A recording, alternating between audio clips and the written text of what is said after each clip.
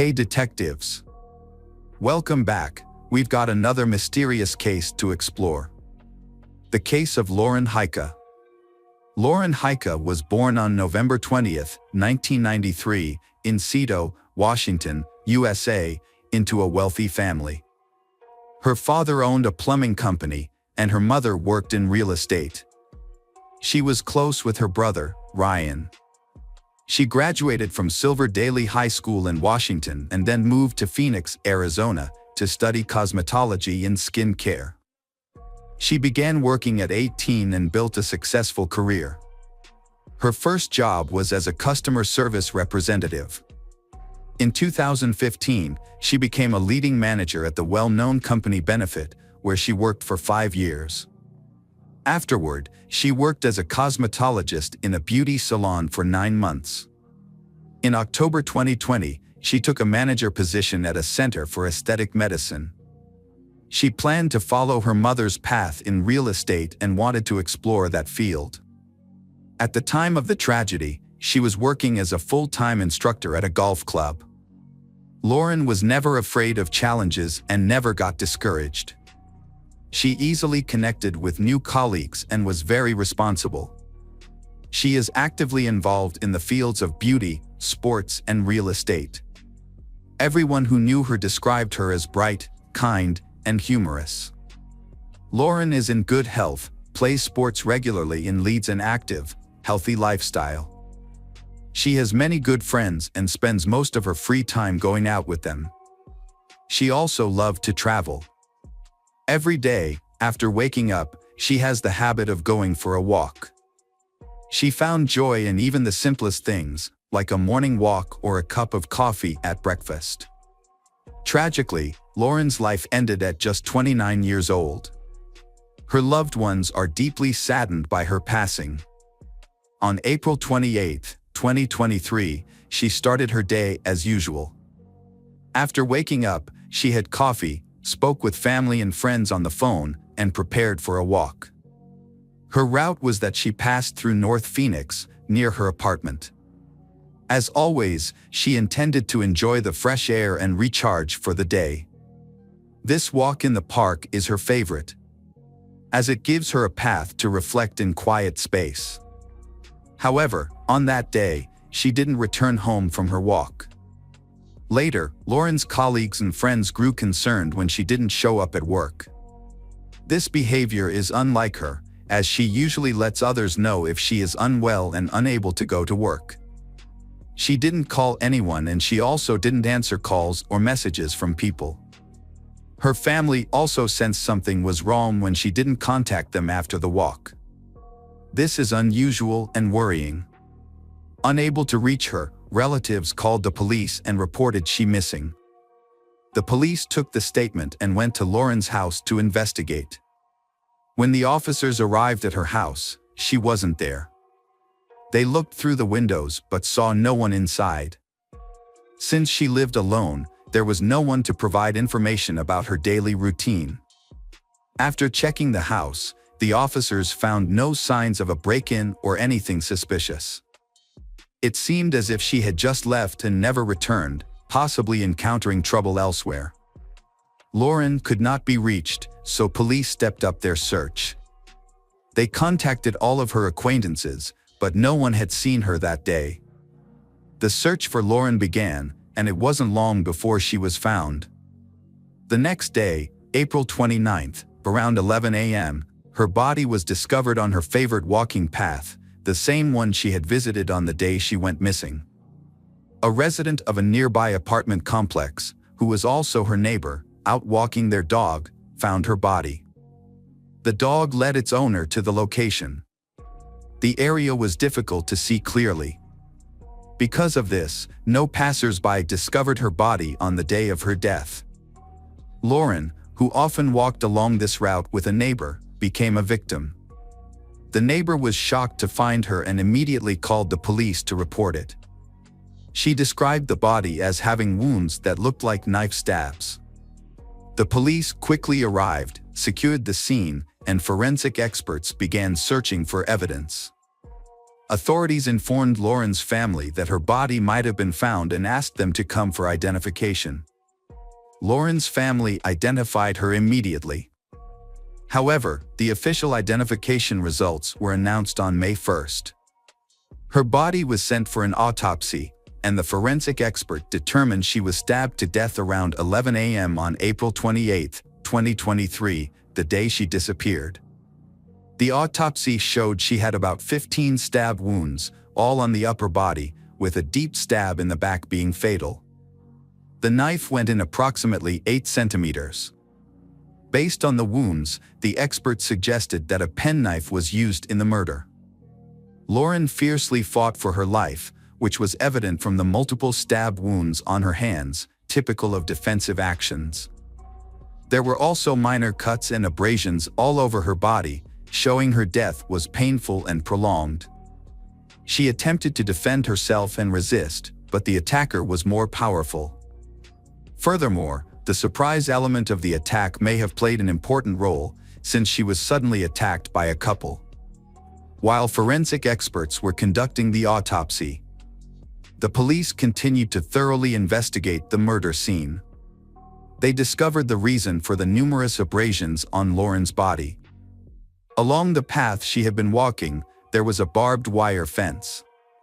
It seems she attempted to crawl through it to escape, but couldn't succeed, resulting in her torn clothes and multiple abrasions and bruises. Additionally, at the crime scene, items were found that she had taken with her on her walk. Because the area where Lauren's body was found is near residential areas, so there was a high likelihood that both she and culprit were captured on surveillance cameras. The police obtained the necessary footage and thoroughly reviewed the incident of that morning. They discovered a video segment showing Lauren walking along a path around 10:52 a.m. She is calmly passing the area covered by the camera. About 22 seconds later, a tall, thin man dressed in a light t-shirt and dark shorts, carrying a backpack, is seen running behind her. However, he quickly vanished into the wooded area. A few minutes later, the same man from the recording exited the park and ran in the opposite direction. It was clear he was trying to cross the barbed wire fence, but quickly disappeared from the camera's view. No one else was present at the time, making him the main suspect in the case. Police reviewed security camera footage and identified the suspect, but ran into a major problem. The video quality was so poor, so it was impossible to identify the person's face or any features. The only clue was that he appeared to be a young black man. These recordings were shown on local television in hopes that someone could identify he. Several people have contacted the police with information. Although the information verification process took quite a while, no important clues were found. The police needed to analyze all Lauren's belongings found at the crime scene. Near the barbed wire fence, detectives discovered shoes. DNA analysis of her shoes revealed DNA that did not belong to her, likely belonging to the attacker. It was assumed that the attacker grabbed she by the leg, leaving his DNA behind. The sample was sent to the lab for further examination. After analyzing the results, the police uploaded the DNA test findings to their database. They found a match. The DNA belonged to 22-year-old Zion William Teasley, who had a previous criminal record. He had never held a steady job. A detailed review of his criminal history showed a series of convictions starting in 2020. However, the current charges were the most serious among his offenses. He had been involved in several assaults, burglaries, armed robberies, and minor acts of vandalism. In 2021, the police obtained his confession for the crimes he committed. In exchange, many of his intoxication charges, totaling about 10, were dismissed. He served 16 months in prison and was released in November 2022. The prosecutor's office encouraged him to cooperate with the investigation. Even though his DNA was on Lauren's shoes, that doesn't mean he's the killer. His DNA might have accidentally ended up on Lauren's shoes. This was not enough to arrest and charge he, more convincing evidence was needed. Therefore, detectives decided to examine his mobile phone. Officers tracked the location of Zion's mobile phone. The phone records showed it was in the area where Lauren was killed, at about the same time in the morning. Moreover, the route taken by Zion's phone matched exactly with the movements of the person seen on video. Doubts about Zion grew, but this evidence was not enough to convict him. So, the officers canvassed the area, questioning residents of nearby houses. They hoped to find people who knew the suspect and were able to identify him in the camera footage. Several local residents confirmed that the man in the video resembled Zion. Detectives consulted Zion's acquaintances, and they provided useful information. They revealed that he owned a penknife with a blade exactly 8 centimeters long, closely matching the weapon used in the murder. During the investigation, Zion remained placed on probation for a previous assault conviction. Just 5 days after Lauren's murder, he reported to the police department as required. Officers decided to speak with his probation officer. The officer mentioned that Zion appeared nervous during their last meet, as if he was anxious about something. When shown CCTV footage of the suspect, the probation officer said that the person resembled Zion in both physique and appearance and wore similar headphones. However, the officer couldn't be completely certain that the person on camera was the same as the one Zion. Soon after, the police decided to question Zion, the prime suspect. This meeting occurred on May 4th at his residence in Teasley, located on North Scottsdale Route, just a 5-minute walk from where Lauren was murdered. The police met Zion and asked him to come in for questioning. He agreed and accompanied them to the station, and he was shown CCTV footage of Lauren and suspect. During the interrogation, he became nervous, frequently changed his story. Initially, he claimed he had never seen Lauren. But he later insisted that he was not the person in the CCTV footage and denied any involvement in the murder. Police discovered contradiction in Zion's statement during the first interrogation. He confessed to the attack, but maintained that at the time, he was not aware of his actions. He explained that he had a difficult childhood, growing up in a poor family, where he was bullied. To survive, he resorted to stealing and eventually committed other crimes. The motives for the attack on Lauren, as well as some details, remain unknown and are being kept secret. After the attack, while the investigation was still ongoing, he went on the run and tried to hide his identity. He noticed that the news frequently covered the murder and showed surveillance footage. So, he decided to flee the city. However, he was arrested before he could escape.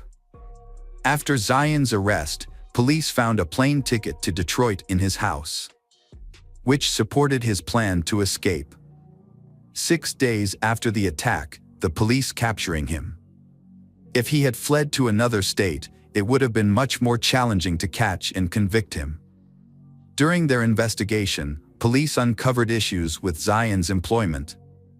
They contacted the clothing store where he worked, but the manager revealed that he had been fired just days before the murder.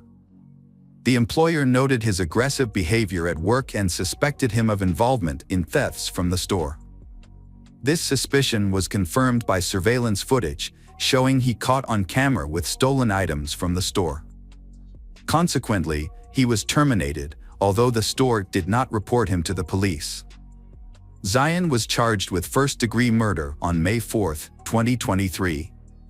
The prosecutor identified signs of premeditation in Lauren's murder and noted intentions of fleeing to another state.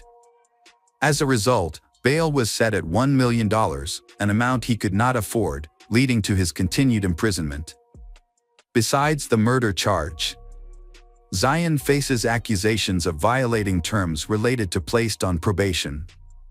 Lauren's family expressed gratitude to Phoenix police for quickly apprehending an individual who posed a major threat to society, preventing further harm. They believe such dangerous individuals should be isolated permanently and have asked for life imprisonment. What do the injuries inflicted on Laura suggest? They show that there was no connection between her and Zion. They weren't acquainted, had no communication, and shared no mutual friends. Thus, Laura was in no way the one who made him aggressive, she just accidentally became the target of this evil person. If Zion is found guilty, he could face the death penalty. Arizona enforces the death sentence and is the only U.S. state that still uses gas chamber suffocation as a method of execution. Although this method is legally available in California, Missouri, and Wyoming, their gas chambers have been dismantled. Gas suffocation is considered inhumane because it causes a slow, terrifying, and painful death.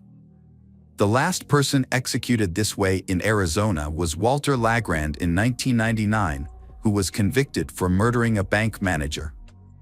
He suffered convulsions for 18 minutes in the gas chamber.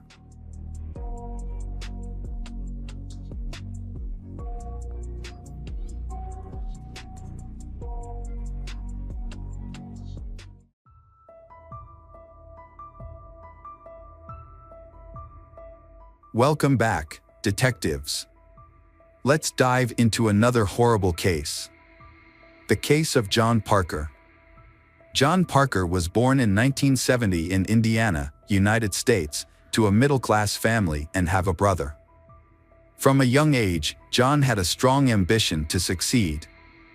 He valued being independent and continually sought ways to better himself, as well as looking for opportunities for growth and advancement.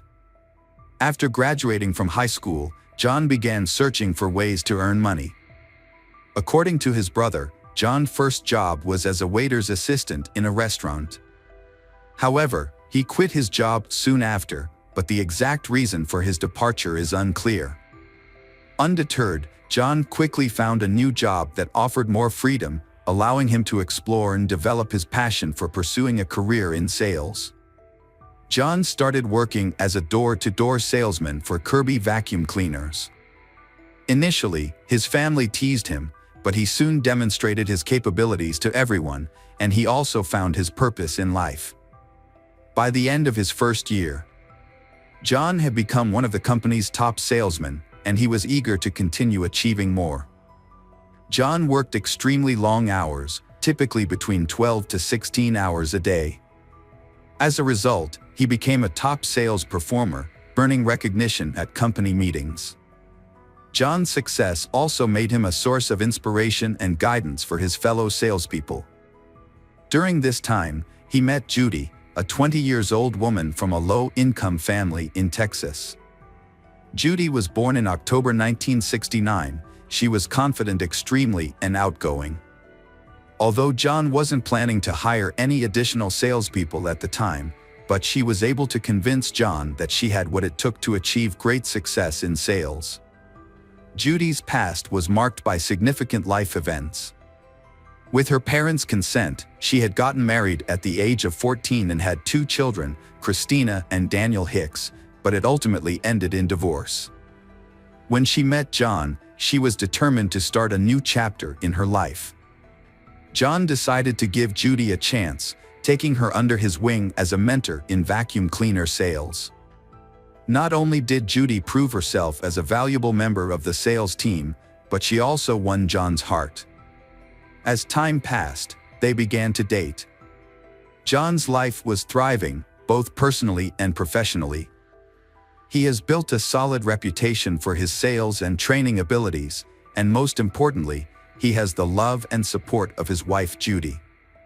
John expanded on his experience by starting his own business in Michigan, specializing in selling and servicing Kirby vacuum cleaners.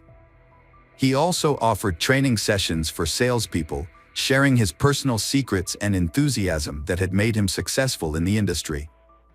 John's company quickly rose to the top in the area, and he credited his success to Judy's support.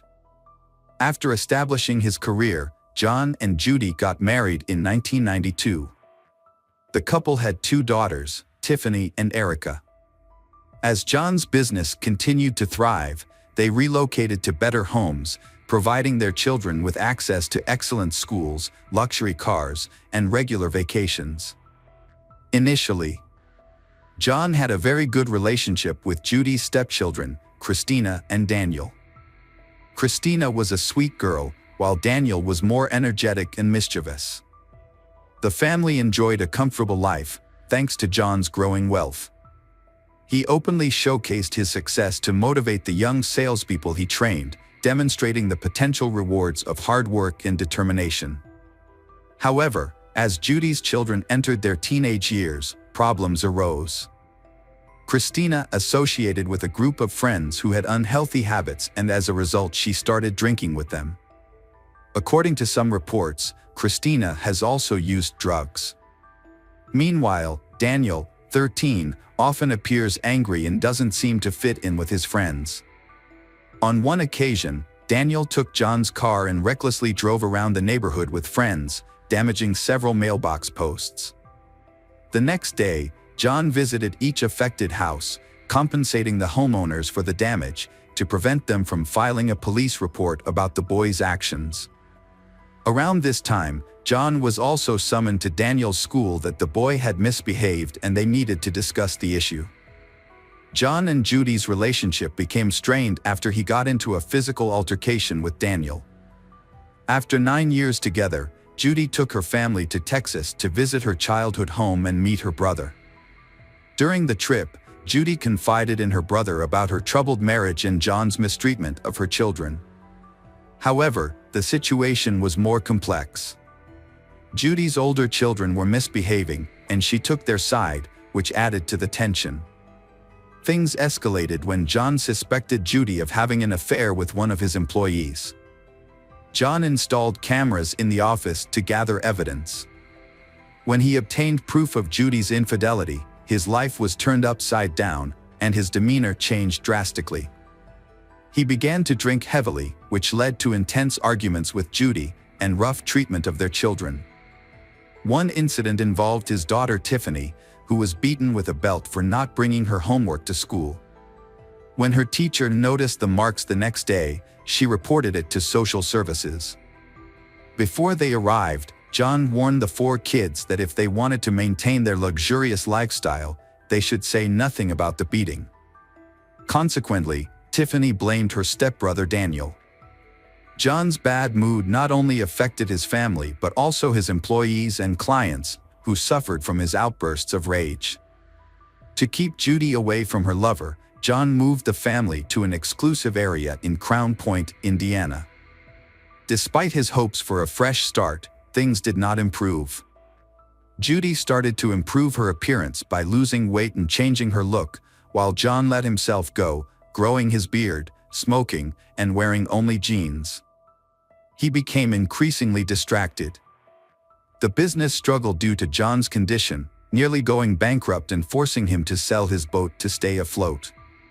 Office rumors swirled about Judy's alleged affair with Jeff, John's right-hand man, fueling more arguments. At one point, Judy told John she wanted a divorce, but it wouldn't be straightforward.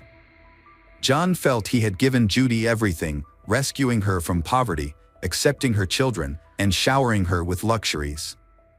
When love turns to resentment, he began cutting off Judy's financial sources. John made it clear that if she left, she would leave with nothing, and he had a secret recording of her infidelity with the office employee. This was the situation at the start of 2003. The tension between John and Judy affected the children, whose behavior worsened. Even Tiffany was grounded during the holidays for starting a fire on school grounds with a friend. The arguments finally ended on Thursday, April 17, 2013, when John and Judy went out to dinner. They were likely looking for a way to resolve issues and reduce the tension between them. After dinner, the couple called home to check on their kids and told them they would be back soon. Then, Christina asked them to stop by the office because she had left a school notebook there. As John and Judy left the restaurant, John decided to bring the leftover dinner to Jeff, who was supposedly working late at the office. John and Judy arrived at the office, located in a deserted industrial area.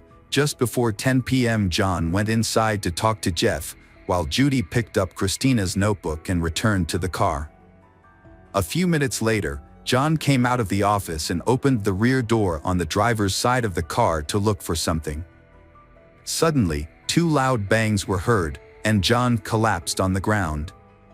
Judy and Jeff immediately called 911. Police and medical units arrived at the scene within minutes. Unfortunately, John, 33 years old, had been shot in the back of the head and was pronounced dead at the scene.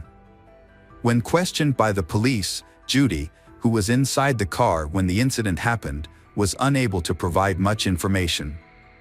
Judy said she was sitting in the car when John came out of the office and opened the back door on the driver's side. Immediately, she heard 2 loud shots. Judy's reaction was to hide behind the seat. When she finally lifted her head, she caught a glimpse of a man in dark clothing running away from the car. Initially, it seemed like a robbery because John's wallet was missing. However, as investigators examined the scene more closely, they began to have doubts. John and Judy hadn't told anyone they would be there, which raised several questions. What were the chances of a random robbery in a deserted industrial are very rare.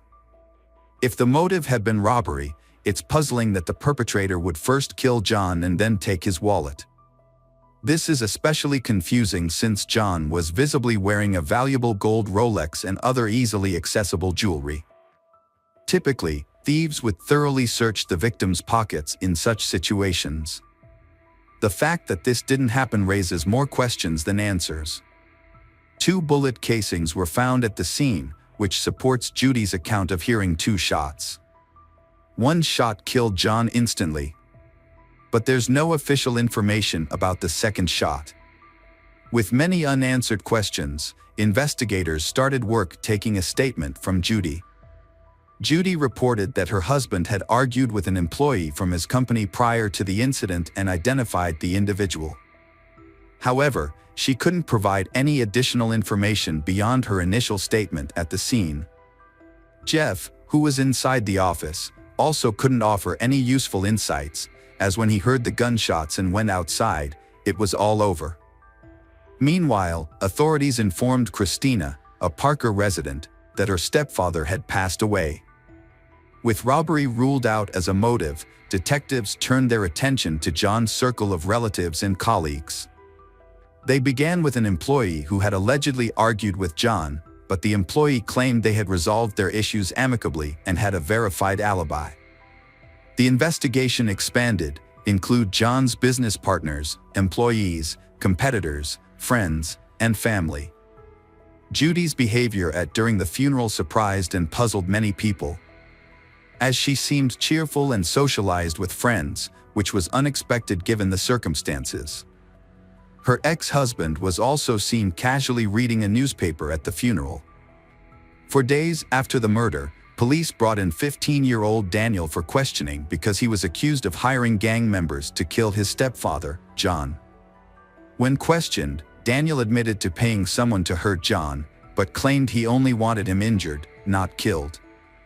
The police arrested one of the young men that Daniel had hired, but they were released after their alibi checked out. Daniel was also released after 9 days due to lack of evidence and his status as a minor. Later, it was discovered that John had problems with Judy's children, which led to further investigation into Daniel and raised suspicions about Judy's 17-year-old daughter, Christina. When questioned, Christina denied any involvement, and this lead also went nowhere. However, investigators were left wondering who was providing the money for these schemes, and they suspected Judy was the source. Further investigation showed that Judy and John's relationship had gotten much worse before he died, and Judy's affair was discovered. However, sources revealed that John had no plans to leave his wife and was trying to save their relationship. Judy's main reason for targeting her husband seemed to be financial gain, as detectives found that John had 2 life insurance policies worth $1 million. After John's death, Judy tried to claim this money, but the insurance company initially refused to pay due to the ongoing investigation. Receiving the insurance money becomes even more complicated when John's father suspects Judy of being involved in his son's death. Despite these leads, the case stalled due to lack of concrete evidence. Over time, the John family household underwent substantial transformations. Judy was rarely at home, as she was busy with her new partner, Jeff, who was John's trusted manager.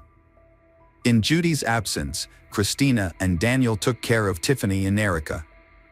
Later, Judy and Jeff moved out of state with Tiffany and Erica, while Daniel went to live with his biological father.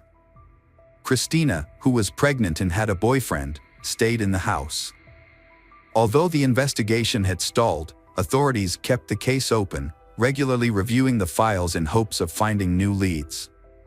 Their persistence paid off when they came to question some of Christina and Daniel's classmates. These schoolmates admitted to selling a firearm to Christina and Daniel. This information prompted detectives to investigate a piece of land owned by the family that Christina used for target practice. Upon inspection, several bullet casings were found. Laboratory analysis revealed a crucial clue: the bullet casings matched those from the crime scene where John was killed. In 2007, a colleague who was a narcotics officer provided additional information. The narcotics officer had been tracking Christina's ex-boyfriend, who was involved in a drug case and was arrested, to request a lighter sentence. Christina's former boyfriend revealed a conversation he had with Judy. In this conversation, Judy mentioned that her son Daniel was the one who fired the fatal shot that killed John. When confronted with this new information, 21 years old, Christina, who was linked to the weapon used in the crime, began to cooperate. She admitted to buying the weapon and calling John and Judy on the night of the incident. She had asked them to stop by the office, claiming she needed to pick up forgotten homework. Christina confessed to being part of a plan to kill John, with her brother Daniel designated as the shooter. When Daniel was 19, he was found and arrested in Arizona. Daniel was shown new evidence about the shooting and Christina's statement. He admitted to shooting John, but said his mother, Judy, was the one who planned the whole thing. Daniel said Judy had forged checks from her company to get the $7,500 to hire someone to kill John. However, when the people she hired took the money without doing the job, Judy told them to buy a gun for Daniel to use instead. Daniel also said it was Judy's idea to make up a reason for leaving the house that night by calling about homework. He said he shot John once in the head, and the second shot was an accident that happened while he was looking through John's pockets for his wallet, as his mother had told him to do. Daniel was also told to come back home without telling his younger sisters what had happened. His sister Christina helped by keeping the girls busy watching TV.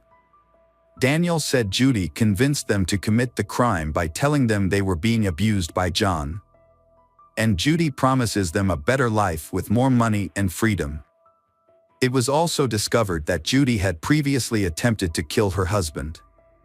She had tried to poison his food, which resulted in John being briefly hospitalized with what was thought to be food poisoning. By the end of 2007, Christina and Daniel were formally charged with murder and conspiracy. Christina pleaded not guilty to conspiracy and was released on bail. In March 2008, Daniel, then 20 years old, pleaded guilty to conspiracy to kill his stepfather, John. As part of a deal, Daniel agreed to admit his guilt and testify against his mother.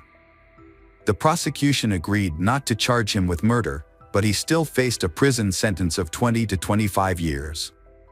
Daniel claimed that when he was 14, about a year before the incident, his mother and sister asked him to help kill John. His mother gave him and his sister money to buy a pistol, black clothing, gloves, and a mask to wear on the day of the crime. She also instructed him on what to do, including showering after the crime to remove gunpowder residue. Judy took responsibility for disposing of the evidence, including the gun, clothes, and her husband's wallet. In July 2009, 6 years after John's death, Judy turned herself in and pleaded guilty to conspiracy to commit murder. She admitted to planning, executing, and covering up the crime. The prosecution asked for a sentence of 28 to 35 years in prison. Judy, almost 40, was sentenced to 33 years in late August 2009. Daniel was sentenced to 23 years in September, and Christina received a 5-year sentence in October. Press reports state that Daniel was released from custody in 2017. He then chose to keep a low profile. Christina served 4 years of her sentence and was released in 2013, but she tragically died from a drug overdose. This case was driven by greed. Although Judy was successful, her greater desires led her to terrible crimes. Judy's actions not only destroyed a successful business owner but also had a profound impact on her 4 children. 2 of them ended up in prison, and the younger ones were left without their parents once again.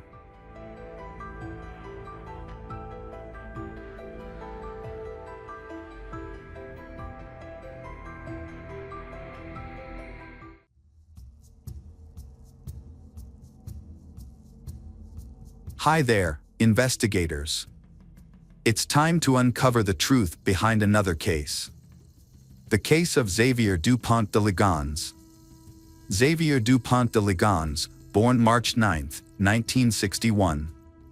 He is the eldest son of the French Count Bernard Hubert Dupont de Lignes and his wife, Geneviève. Xavier had a younger sister named Christine. Xavier's parents were very wealthy. Xavier's mother, Geneviève, claimed to have received messages from the divine, which she wrote down during her creative writing sessions. Her strange beliefs developed into teachings about the impending apocalypse, and she founded a religious sect called the Church of Philadelphia. The group consisted of members of the aristocracy, whom Geneviève believed would survive the apocalypse and participate in the renewal of the world. Despite his father's aristocratic title, Xavier had little interest in the French tradition. Instead, he was fascinated by luxury, high-end cars, and Xavier loved the United States. Xavier's lavish lifestyle was financed by his mother through substantial donations from members of the sect, who vowed to keep their activities secret. In 1974, Xavier met Emmanuel Teneur on the beautiful island of Bra. They formed a friendship based on mutual understanding and respect. It is said that at that time, Emmanuel confessed his feelings to Xavier, but despite his rejection, their close friendship remained unchanged. 2 years later, Xavier met Agnes Hodanger in Neuilly-sur-Seine, a suburb of Paris. Agnes was born on November 9, 1962, and Agnes was deeply religious. She worked as an assistant at the Blanche de Caze Catholic School in Nantes, where she taught catechism.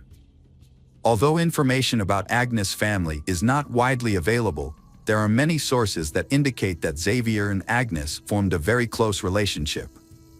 The relationship developed into a short-lived romance before they decided to separate. In 1990, Agnes gave birth to her first child, Arthur, from a non-coercive relationship. Soon after, she and Xavier got back together, rekindled their love, and decided to marry. Xavier adopted Arthur as his son. 2 years after the breakup, they welcomed the birth of their second son, Thomas, who was considered the heir to the family. To commemorate this important event, Xavier chose Emmanuel as the first person to support Thomas. After Thomas, the couple had 2 more children, Anna and Benoit. The family of 6 lived happily.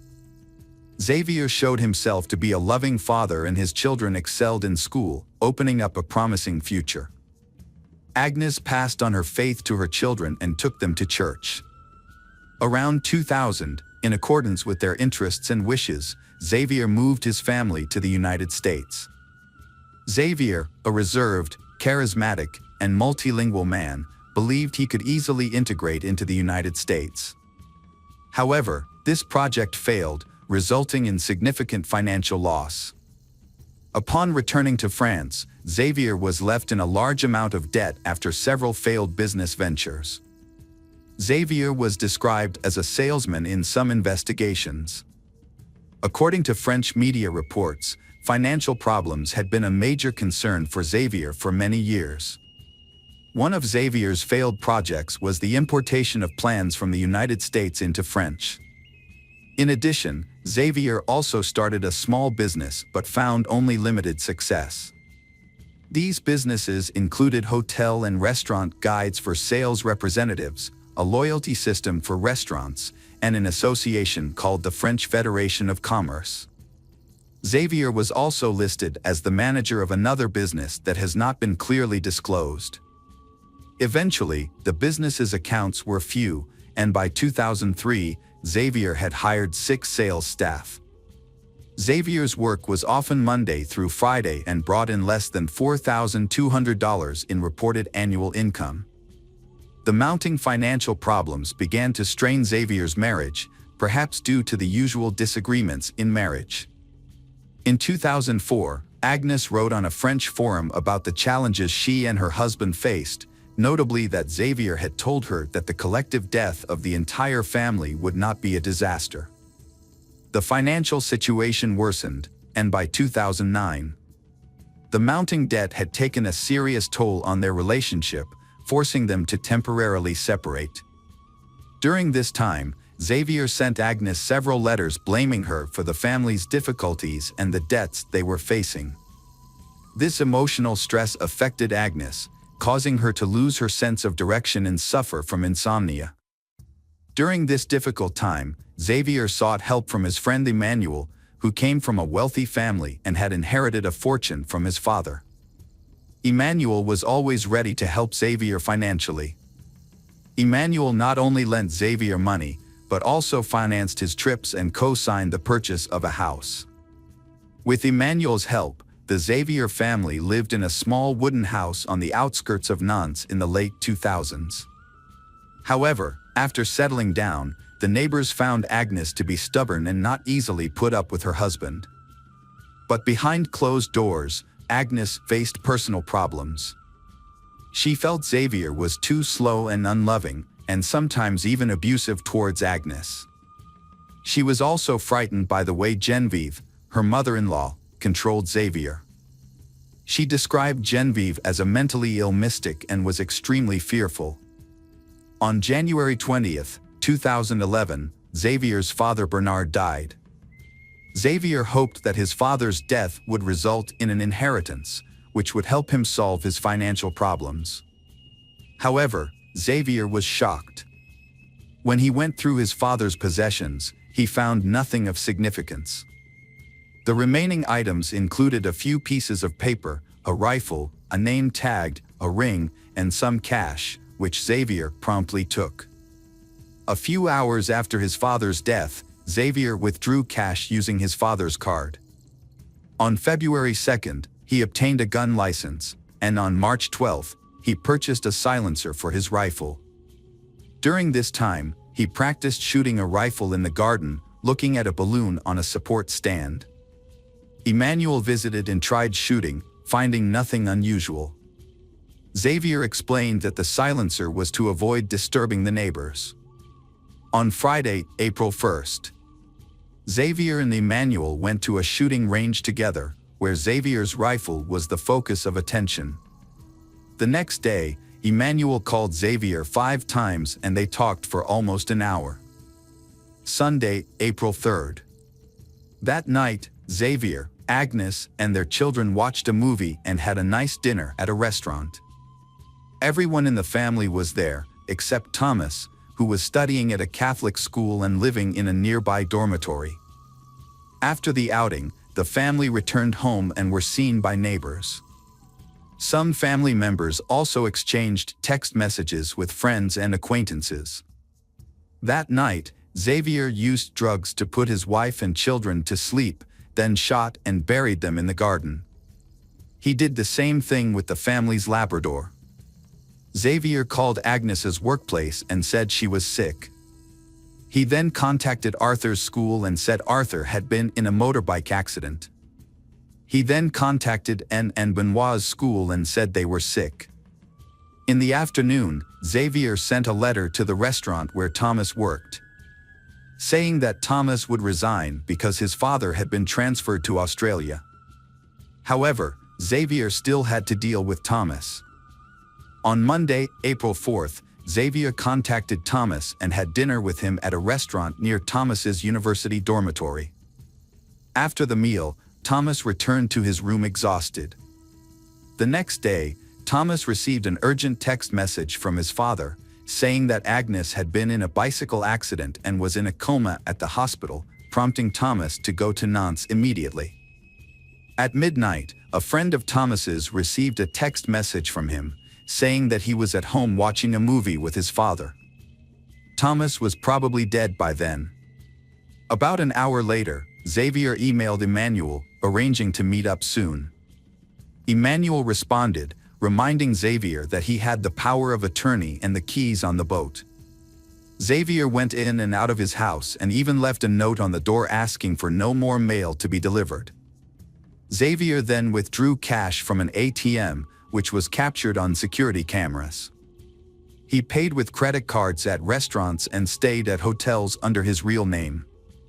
As Xavier's perfect escape began, the neighbors began to notice worrying signs. The once open windows of the bungalow had been boarded up for days. The 4 children of the Xavier family were no longer seen playing outside.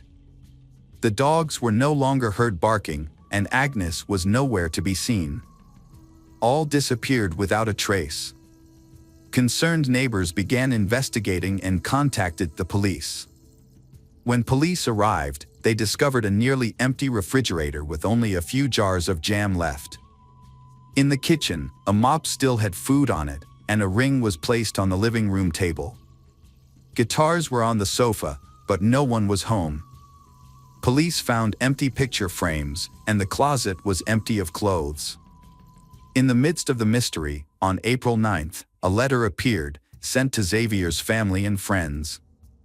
The letter claimed that Xavier had been hired by the U.S. Drug Enforcement Administration and that the family had gone undercover as part of a witness protection program, explaining why they had suddenly disappeared and had not communicated. Suspicion and concern grew among neighbors who sensed something was amiss. Fearing for the family's lives, they urged the police to investigate further. As the case gained media attention, more details emerged. On April 15th, security cameras captured Xavier entering a small hotel near Cannes. He parked his car, picked up a bag, and disappeared into nearby woods. This was the last time he was seen. Police returned to the family home Xavier on April 21, 2011. There, they discovered a new plot of land under the terrace. When they dug, police found the bodies of Agnes and her 4 children. Each had been shot 2 to 3 times and were wrapped in bags, covered with religious symbols, and carefully buried in sacks of quicklime. The family's 2 Labrador retrievers were also found buried. Despite a thorough search, no traces of blood, fingerprints, or DNA were found. Xavier became the most widely circulated person in France because of his alleged murder. His image appeared on every news bulletin. However, it seems that Xavier has mysteriously disappeared from the face of the earth. Autopsy results of 5 victims showed most of the bullets were shot in the head. In addition, traces of sedatives were found in the bodies of the children, which confirmed the hypothesis that they attacked while they were sleeping. A remarkable detail began to appear around Agnes. In the master bedroom, police discovered a device that Agnes used to control her sleep apnea, which had stopped working at 3:27 a.m. on April 4th.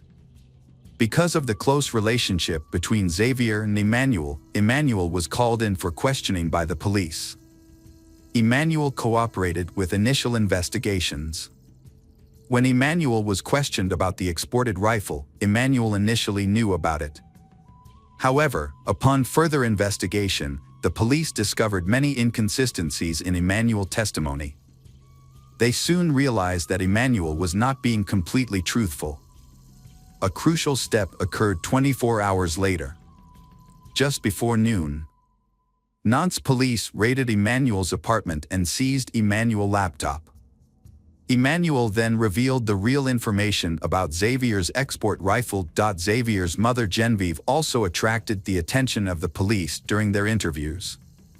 Genevieve was evasive and denied any knowledge of the Philadelphia church. The police investigation was fruitful. They discovered a copy of a complaint filed years ago by former members of the cult who fled in fear after Genevieve offered to have sex with all the men to conceive. This revelation about the cult, including the wealthy members who provided financial support, led the police to believe that this environment may have provided Xavier with material support. As a result, all former members of the Philadelphia church were questioned, and the police monitored the cult members, hoping to detect any indiscretions in conversations or emails. When the police examined the computer hard drive, they discovered many email exchanges between Emmanuel and Xavier. Some of the emails were particularly revealing about the relationship between the two. One email sent in the early morning of April 6 attracted special attention from the police. These accumulated details led investigators to the crime in which Emmanuel may have assisted Xavier in his escape. However, the police team's work has yielded results. They discovered a copy of a petition obtained years ago by former members of the sect. These people fled in fear after Christine offered to have sex with all the men to identify the chosen tie. The important revelation about this sect, including the wealthy members who provided the main financial support, has helped investigators better understand the work.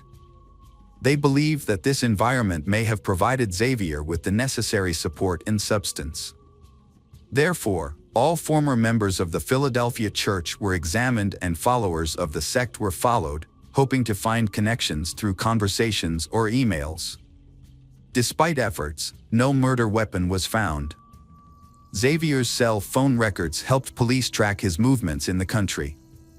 Xavier's last known trace was recorded on April 15 from a security log. Based on the type of bag Xavier was carrying, police suspected that he may have been carrying a weapon. While everything suggested that Xavier might have committed suicide in the forest, the police conducted a thorough search of the dense forest, but without any results. This led to the hypothesis that Xavier might have sailed the boat to another country. Therefore, an international arrest warrant was issued on May 4. The Nantes police contacted the National Fisheries Monitoring Center to verify whether Emmanuel or Xavier owned a motorboat or a sailboat. The police did not find sufficient information, but Emmanuel was summoned to the Nantes police station for further questioning. When the police asked Emmanuel about the sailboat, Emmanuel claimed it was a coincidence. Emmanuel explained that Emmanuel had given Explorer permission to open his safe in case anything happened to Emmanuel, and that the key to the safe was hidden in a model sailboat in an apartment. According to Emmanuel, the safe contained Emmanuel's will. Despite some suspicious coincidences, the police released Emmanuel.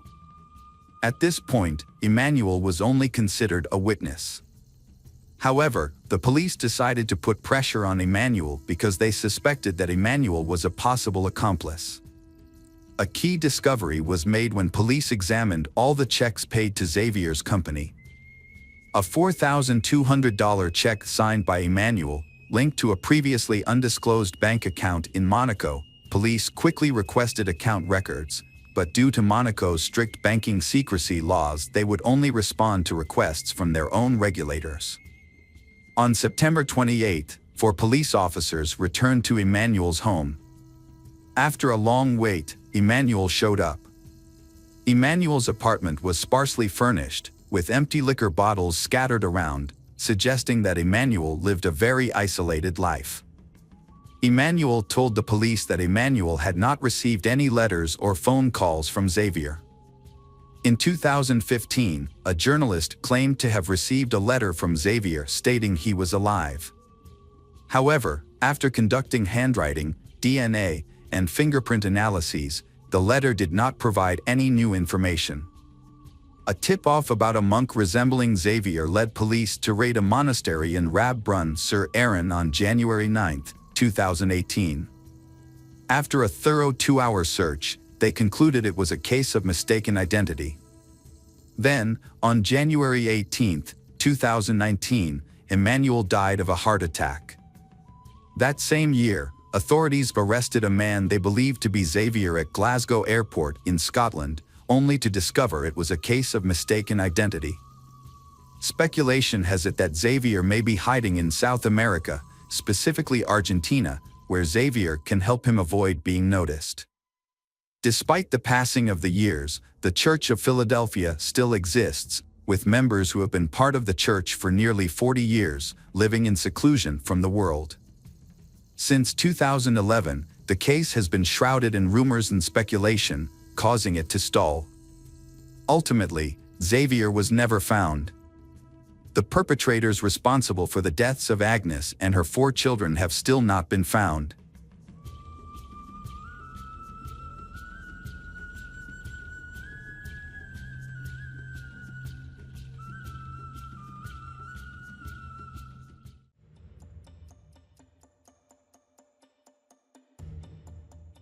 Hey detectives! Welcome back. We've got another mysterious case to explore. The case of Michael Wayne Jones. Michael Wayne Jones was born on May 1, 1981, in Brattleboro, Vermont. His life was complicated and difficult from a young age.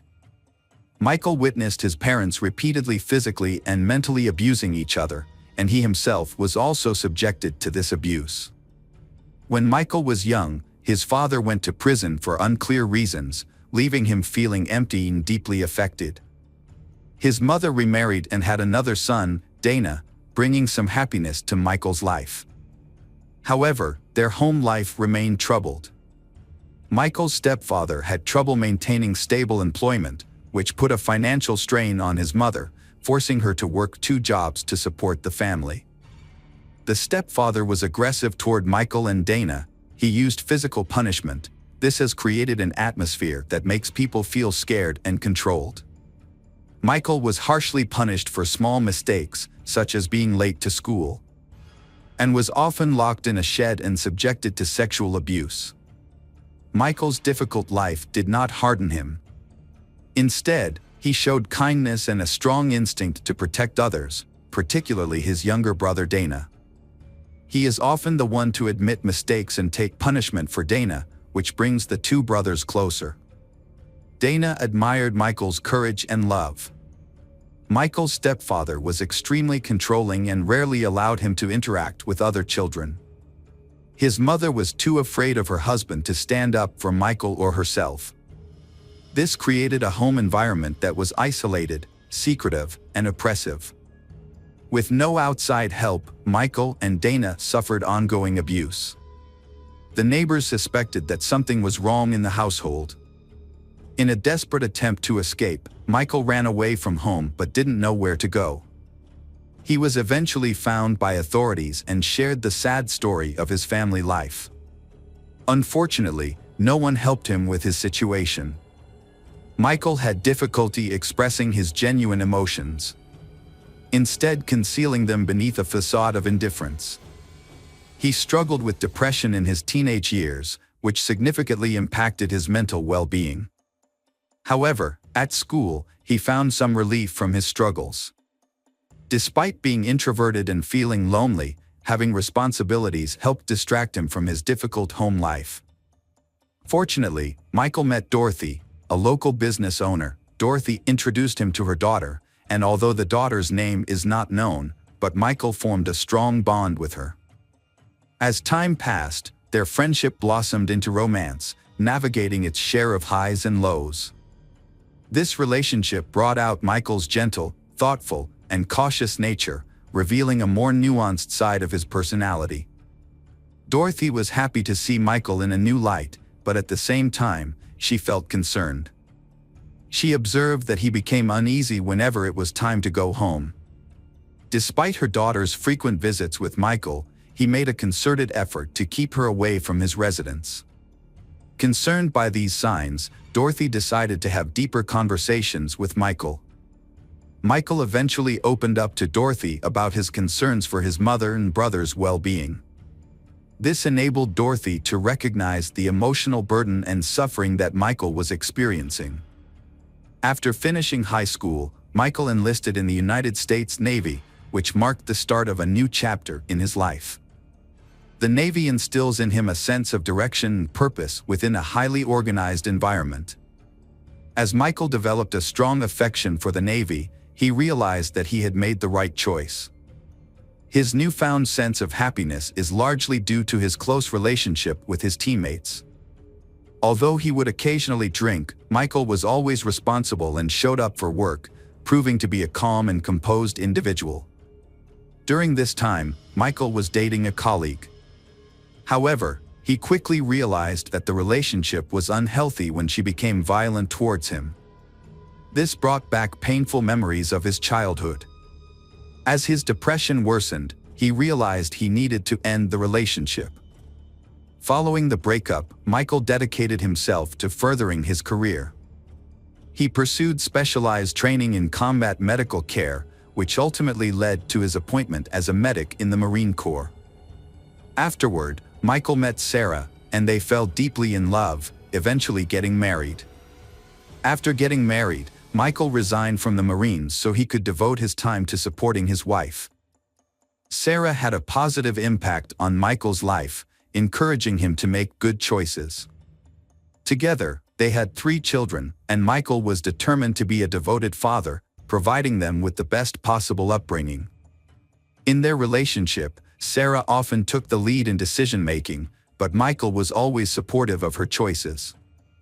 In 2011, Sarah found a job in Orange County, Central Florida, and the family moved there. She worked at the Mount Dora Animal Hospital, which was managed by Bo Delaporte. After Michael had difficulty finding a job, Sarah convinced Delaporte to take him on.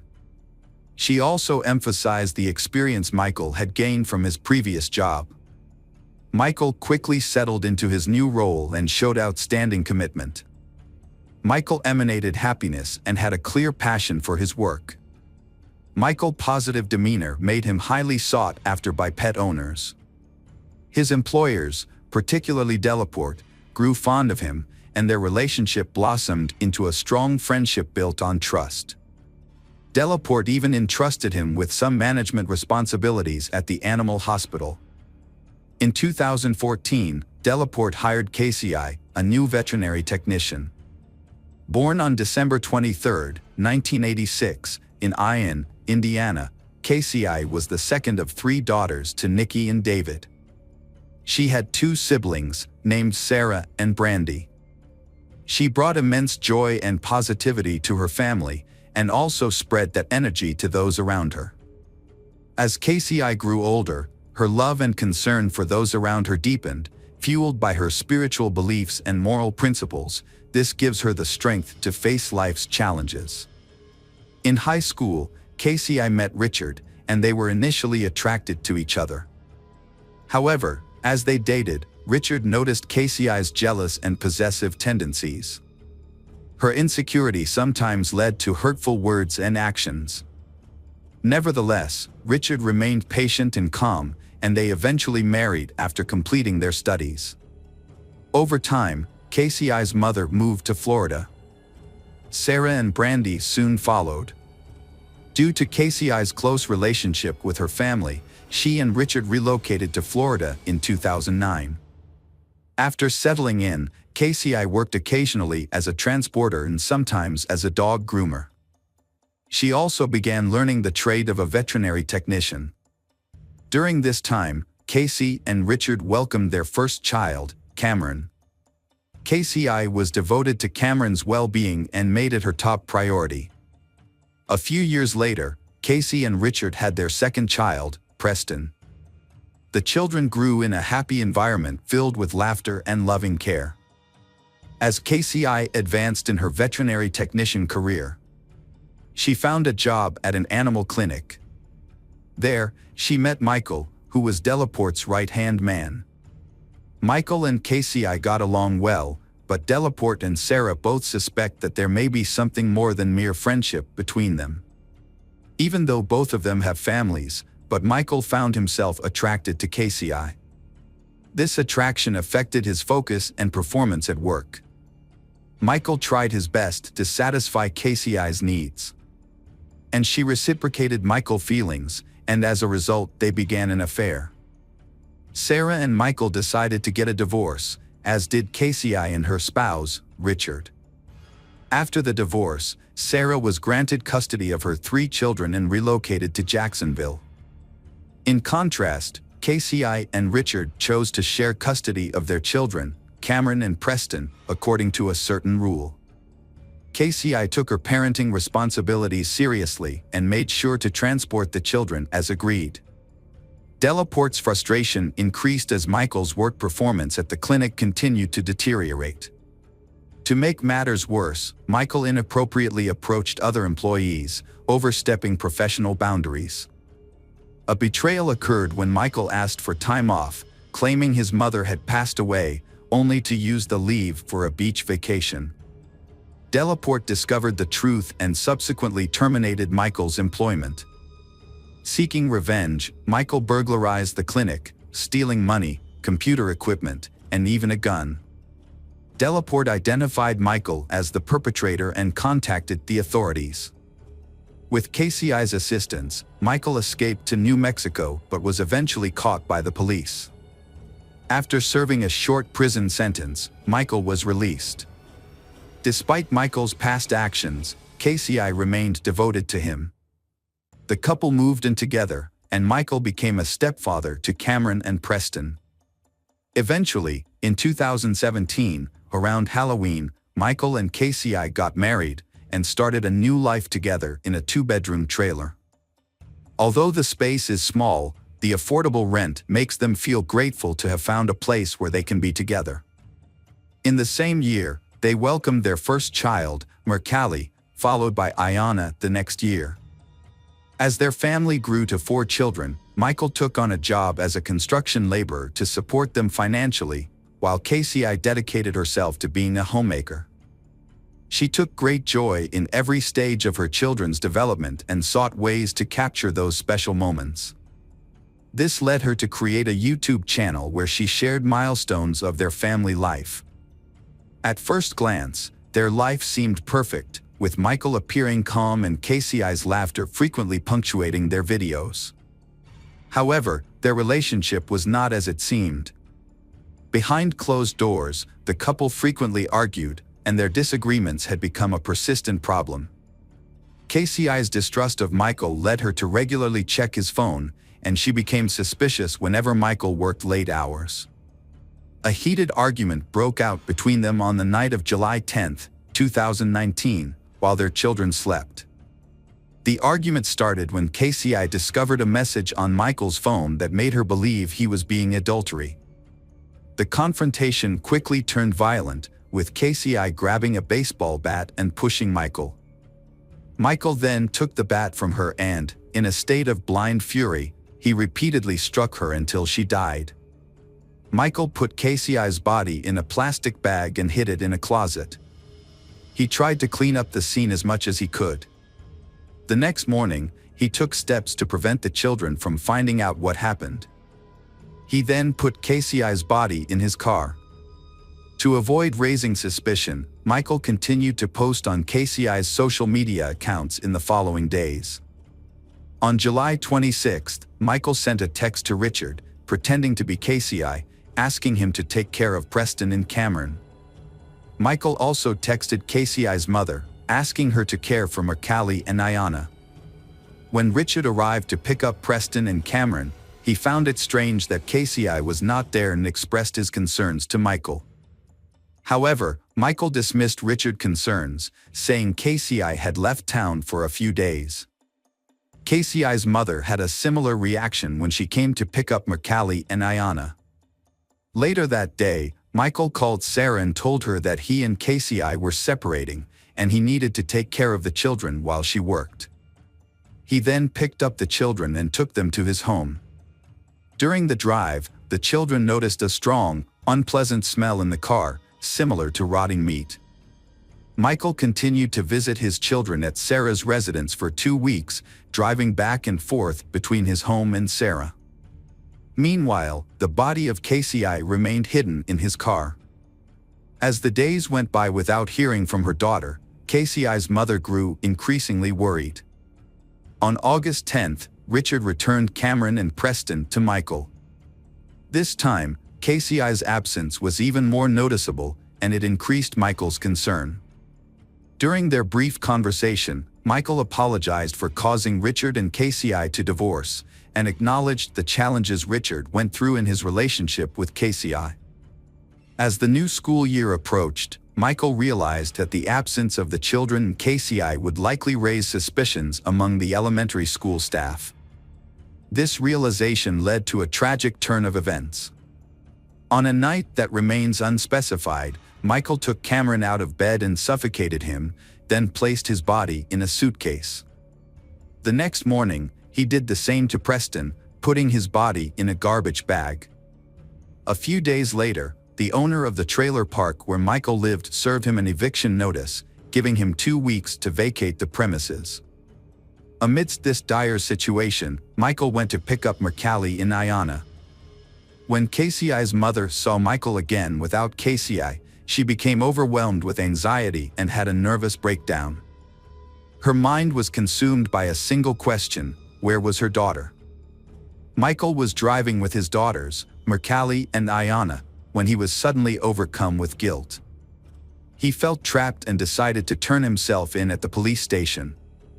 However, when he reached the door, he changed his mind and turned back home.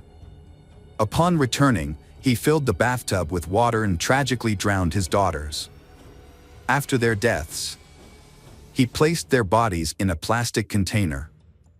As Hurricane Orion approached Florida in early September, a state of emergency was declared, prompting many people to seek shelter.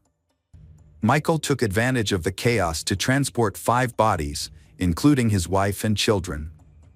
He loaded them into his truck and headed north to stay with Sarah. During his stay, Sarah noticed that Michael never contacted KCI or inquired about the children, which made her uneasy. However, she chose not to ask questions due to her awareness of the marital issues. After the hurricane passed, Michael's neighbors reported a strong, unpleasant smell coming from the trailer to the property owner. The owner checked the trailer, first looking through the windows and then entering it. Although the furniture and personal belongings were still there, the smell was overwhelming, but nothing else seemed out of the ordinary. KCI's mother grew desperate as she tried to make sense of her daughter's disappearance. She suspected Michael might be in trouble with the law and hiding, which could explain why her daughter was also in hiding for her own safety. Rather than waiting, KCI's mother contacted the sheriff's office and requested a welfare check at Michael's house. When officers arrived for the welfare check, they found the house empty but appeared to have been recently cleaned. However, a strong smell of decomposition lingered, contradicting the presence of cleaning supplies near the entrance. Before the officers could investigate further, the property owner arrived and asked them to leave. Meanwhile, with the bodies still in his vehicle, Michael drove out of state into Georgia. He stopped near a wooded area and disposed of the bodies of Cameron, Preston, Mercalli, and Iona. As he continued driving and checked his GPS, Michael lost control of the vehicle and crashed. Although Michael escaped without injury, the vehicle was severely damaged. The police quickly arrived at the scene of the accident and were immediately hit with the strong, terrible odor coming from the wrecked truck. They find a suitcase in Michael's truck, and when they open it, they discovered KCI's gruesome body. Michael broke down and confessed to his heinous crimes on the roadside. He also revealed the location of the children, leading to his immediate arrest. KCI's family was devastated by the news, feeling as though their world had shattered. In shock and grief, they still do not understand why Michael could have so brutally murdered his wife and children. Sarah, in particular, felt an intense hatred towards Michael, a sentiment she had never experienced before. With a search warrant and new evidence in hand, investigators went back to KCI's house. Upon entering, they were met with a strong, unpleasant odor and a noticeable reddish stain on the carpet. The agents began collecting evidence from the scene, while the autopsies were being performed to gather more information about the tragic incident. Forensic results showed that Cameron sustained a fractured jaw with no other visible signs of trauma. But a towel was in his mouth. Preston was found with a noose around his neck. Mercalli and Ayana were found in a small plastic bag together, which also contained a baby bottle with Ayana's name on it and a pair of pink sandals. The cause of death for Mercalli and Ayana was determined to be drowning. KCI's autopsy results showed a severe blunt force injury to the front of her skull and face, but no other signs of trauma were found on her body. When questioned by authorities, Michael remained calm and provided precise and honest answers. Michael even thanked the police officers who arrested him and said he felt he had no other choice. Michael provided a clear and chronological account of incident from the fight with KCI to his subsequent arrest. When asked about his motives, Michael said that his actions stemmed from the harsh life circumstances he endured, which led him to believe that his decision was the only possible solution. The tragedy profoundly affected everyone involved, but it was particularly shattering for Sarah. She found it extremely difficult to accept that her children had been exposed to and had lived with someone like Michael. As a result, Sarah struggled with mental health issues after learning the truth. Michael was subsequently charged with second-degree murder for KCI's death and 4 counts of first-degree premeditated murder for the deaths of the children. Michael pleaded guilty to the charges, bypassing a trial and moving directly to the sentencing phase. A 12-person jury then had to decide between 2 sentences, life imprisonment or the death penalty. The defense strategy focused on Michael's difficult childhood and mental health issues, highlighting various psychological disorders that may justify a reduced sentence. However, state prosecutors argued that the extreme brutality of the case worthy a death penalty. In January 2023, the jury unanimously recommended the death penalty, as required by state law. After a brief 99-minute hearing, the judge formally sentenced Michael to death. He also received a separate sentence of life imprisonment without parole for the murder of KCI. Michael's lawyer quickly filed an appeal following the sentencing. However, on April 28, 2023, the judge rejected the appeal and confirmed the original sentence. Prosecutors were pleased that justice had been achieved for KCI's family. Michael is still in prison, awaiting his scheduled execution.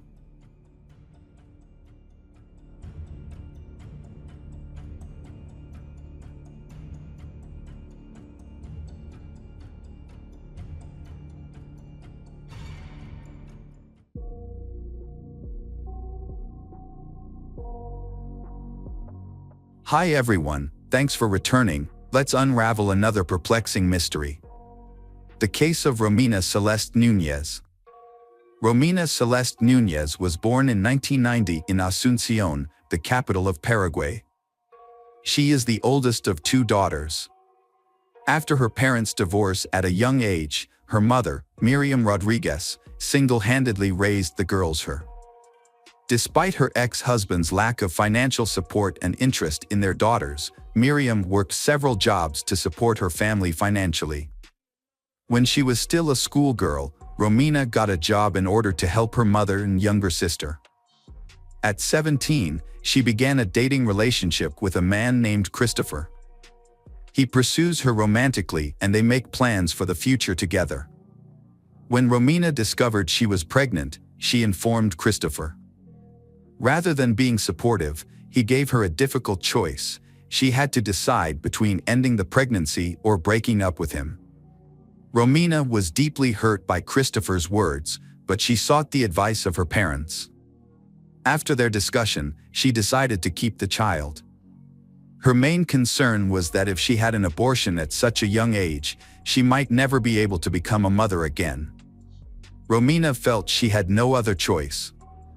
Her lover, Christopher, ended all contact with Romina, never showing any interest in her or their child's future. At 18 years old, Romina gave birth to a son named Lucas. However, the arrival of the baby made their already difficult financial situation even worse. Money was scarce, and Romina's mother had to support both her daughter and her grandson. Desperate to improve their situation, Romina moved to Spain, hoping to find better job opportunities. However, in Paraguay, she struggled to find a decent job with good pay. She then reached out to her maternal aunt, who lived in Spain, and the aunt invited Romina to join her. Romina's aunt reassured her that settling in Europe, particularly in Spain, would be easier and offered more opportunities.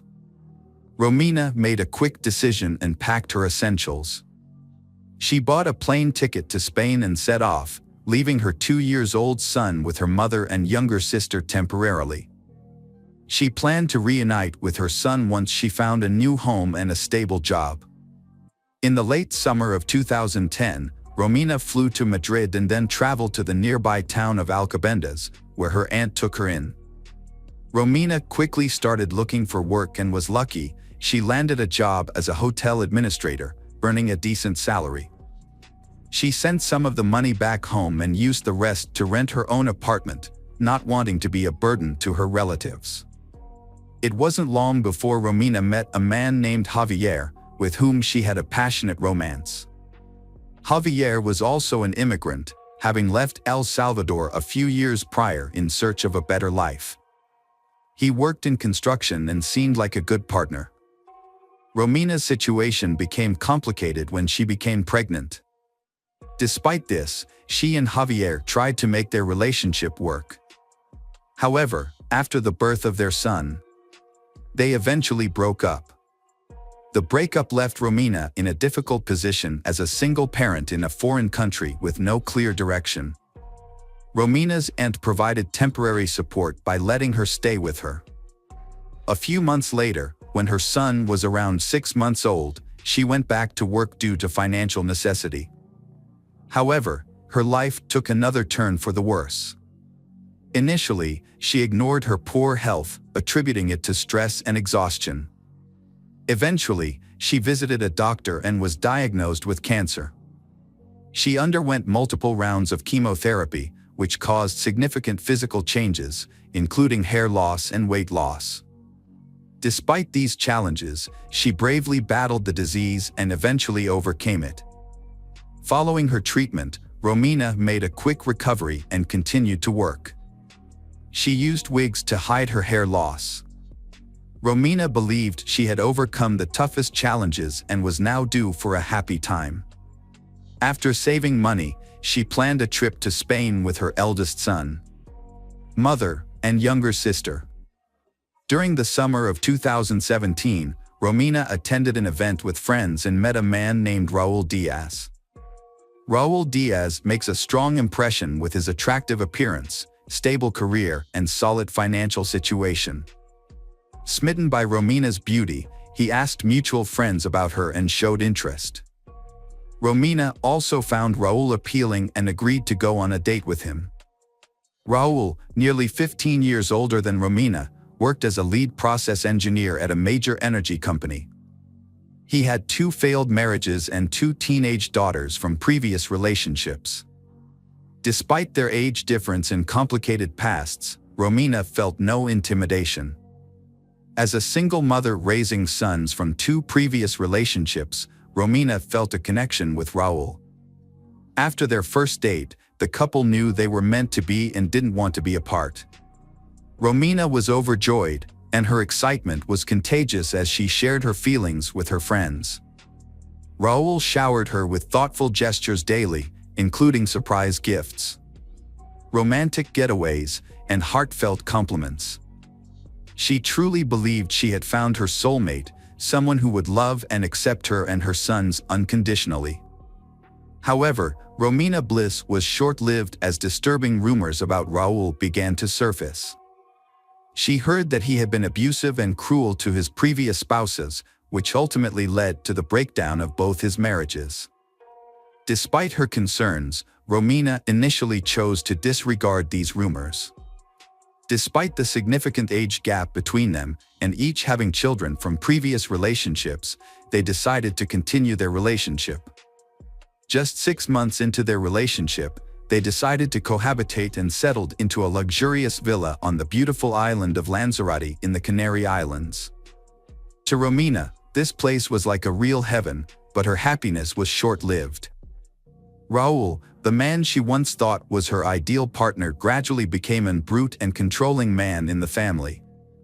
The three of them, Romina, her youngest son, and Raul, struggled to live together in harmony.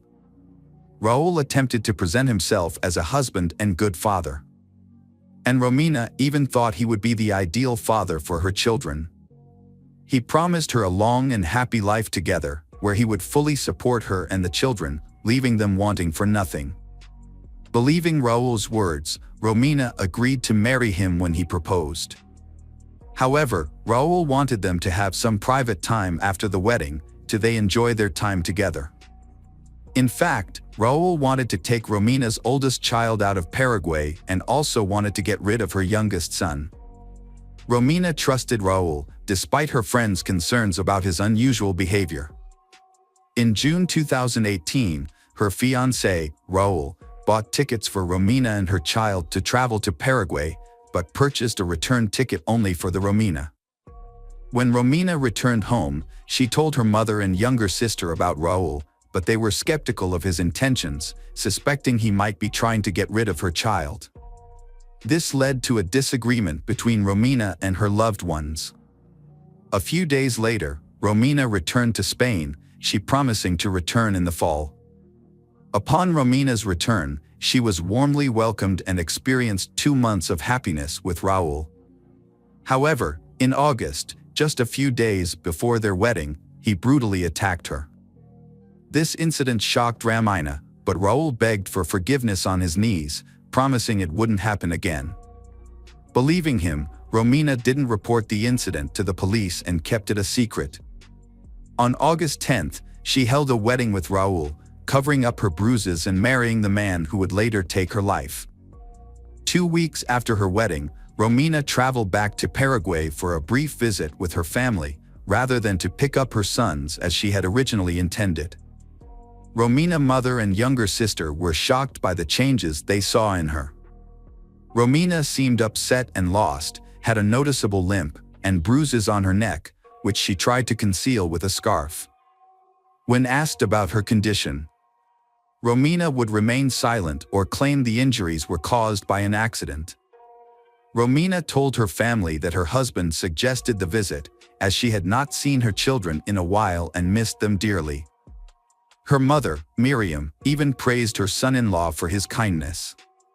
However, Miriam still sensed something was wrong and was concerned about her daughter's unhappiness. Romina spent almost a month at home, which surprised her family, especially since she had just gotten married. Eventually, in mid-September, she secretly borrowed money from relatives for a return ticket to Spain. This was because her husband refused to pay for her trip back. This should have been a warning, but Romina still held on to the hope that her marriage would ultimately be happy. Romina's mother, younger sister, and 2 sons last saw her at the airport on September 17th. After returning to her husband, Romina's life gradually turned into a nightmare. It was eventually revealed that her husband, Raul, was addicted to drugs and no longer hid his addiction from her. While under the influence, he became violent and tortured her. Although Raul repeatedly abused Romina, whenever she tried to leave him, he would make promises to change and vow that the abuse would not happen again. After each incident, there will be a brief period of peace, during which Raul will show affection, where Raul would show affection, give gifts, and plan romantic dates. However, over time, these lulls became shorter, and the episodes of violence occurred more often. Just before the new year, Romina confided in her best friend about her fear of Raul, believing he might one day kill her. On December 29th, Raul severely beat Romina, forcing her to seek medical attention. Hospital staff suspected something was wrong and wanted to report the matter to the police. However, Raul intervened, claiming Romina had injured herself and denying any wrongdoing. She refused hospitalization, choosing to go home instead. On January 1, 2019, Miriam, Romina's mother, attempted to reach her daughter by phone multiple times, but Romina didn't answer. Concerned, Miriam then called her daughter's spouse, Raul, but he didn't answer either.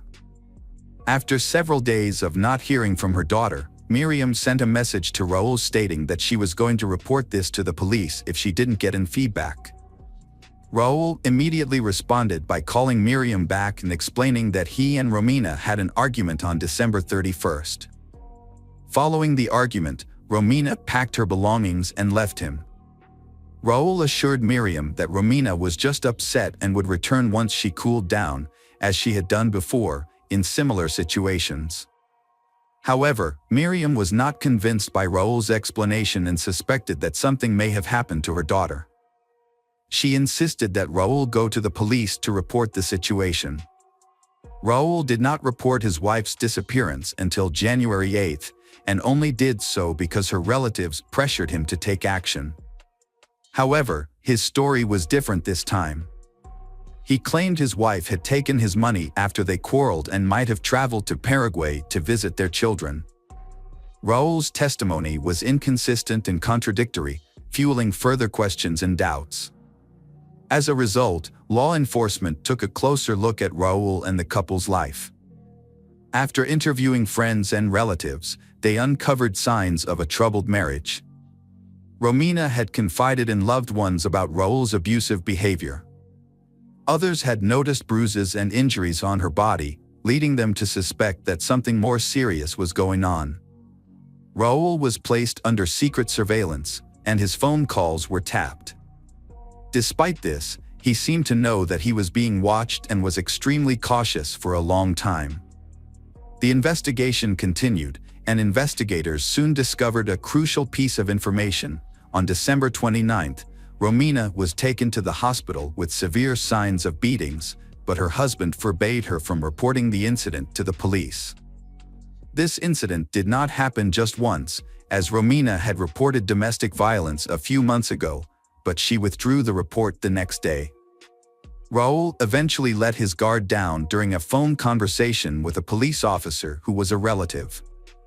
In this conversation, he claimed that his wife was no longer alive and that her body would never be found. This is an important lead in the case, and Raul was arrested as the main suspect. He was then taken in for interrogation. During questioning, Raul claiming that on New Year's Eve, Romina had become intoxicated and demanded that he move her children into their home immediately.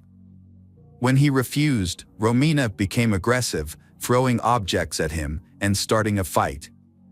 Raul claimed that he left the house to calm down, but returned a couple of hours, later to find Romina unresponsive in the bathtub. Raul claimed Romina died from suffocation due to being heavily intoxicated, but he was afraid of being suspected of being her killer.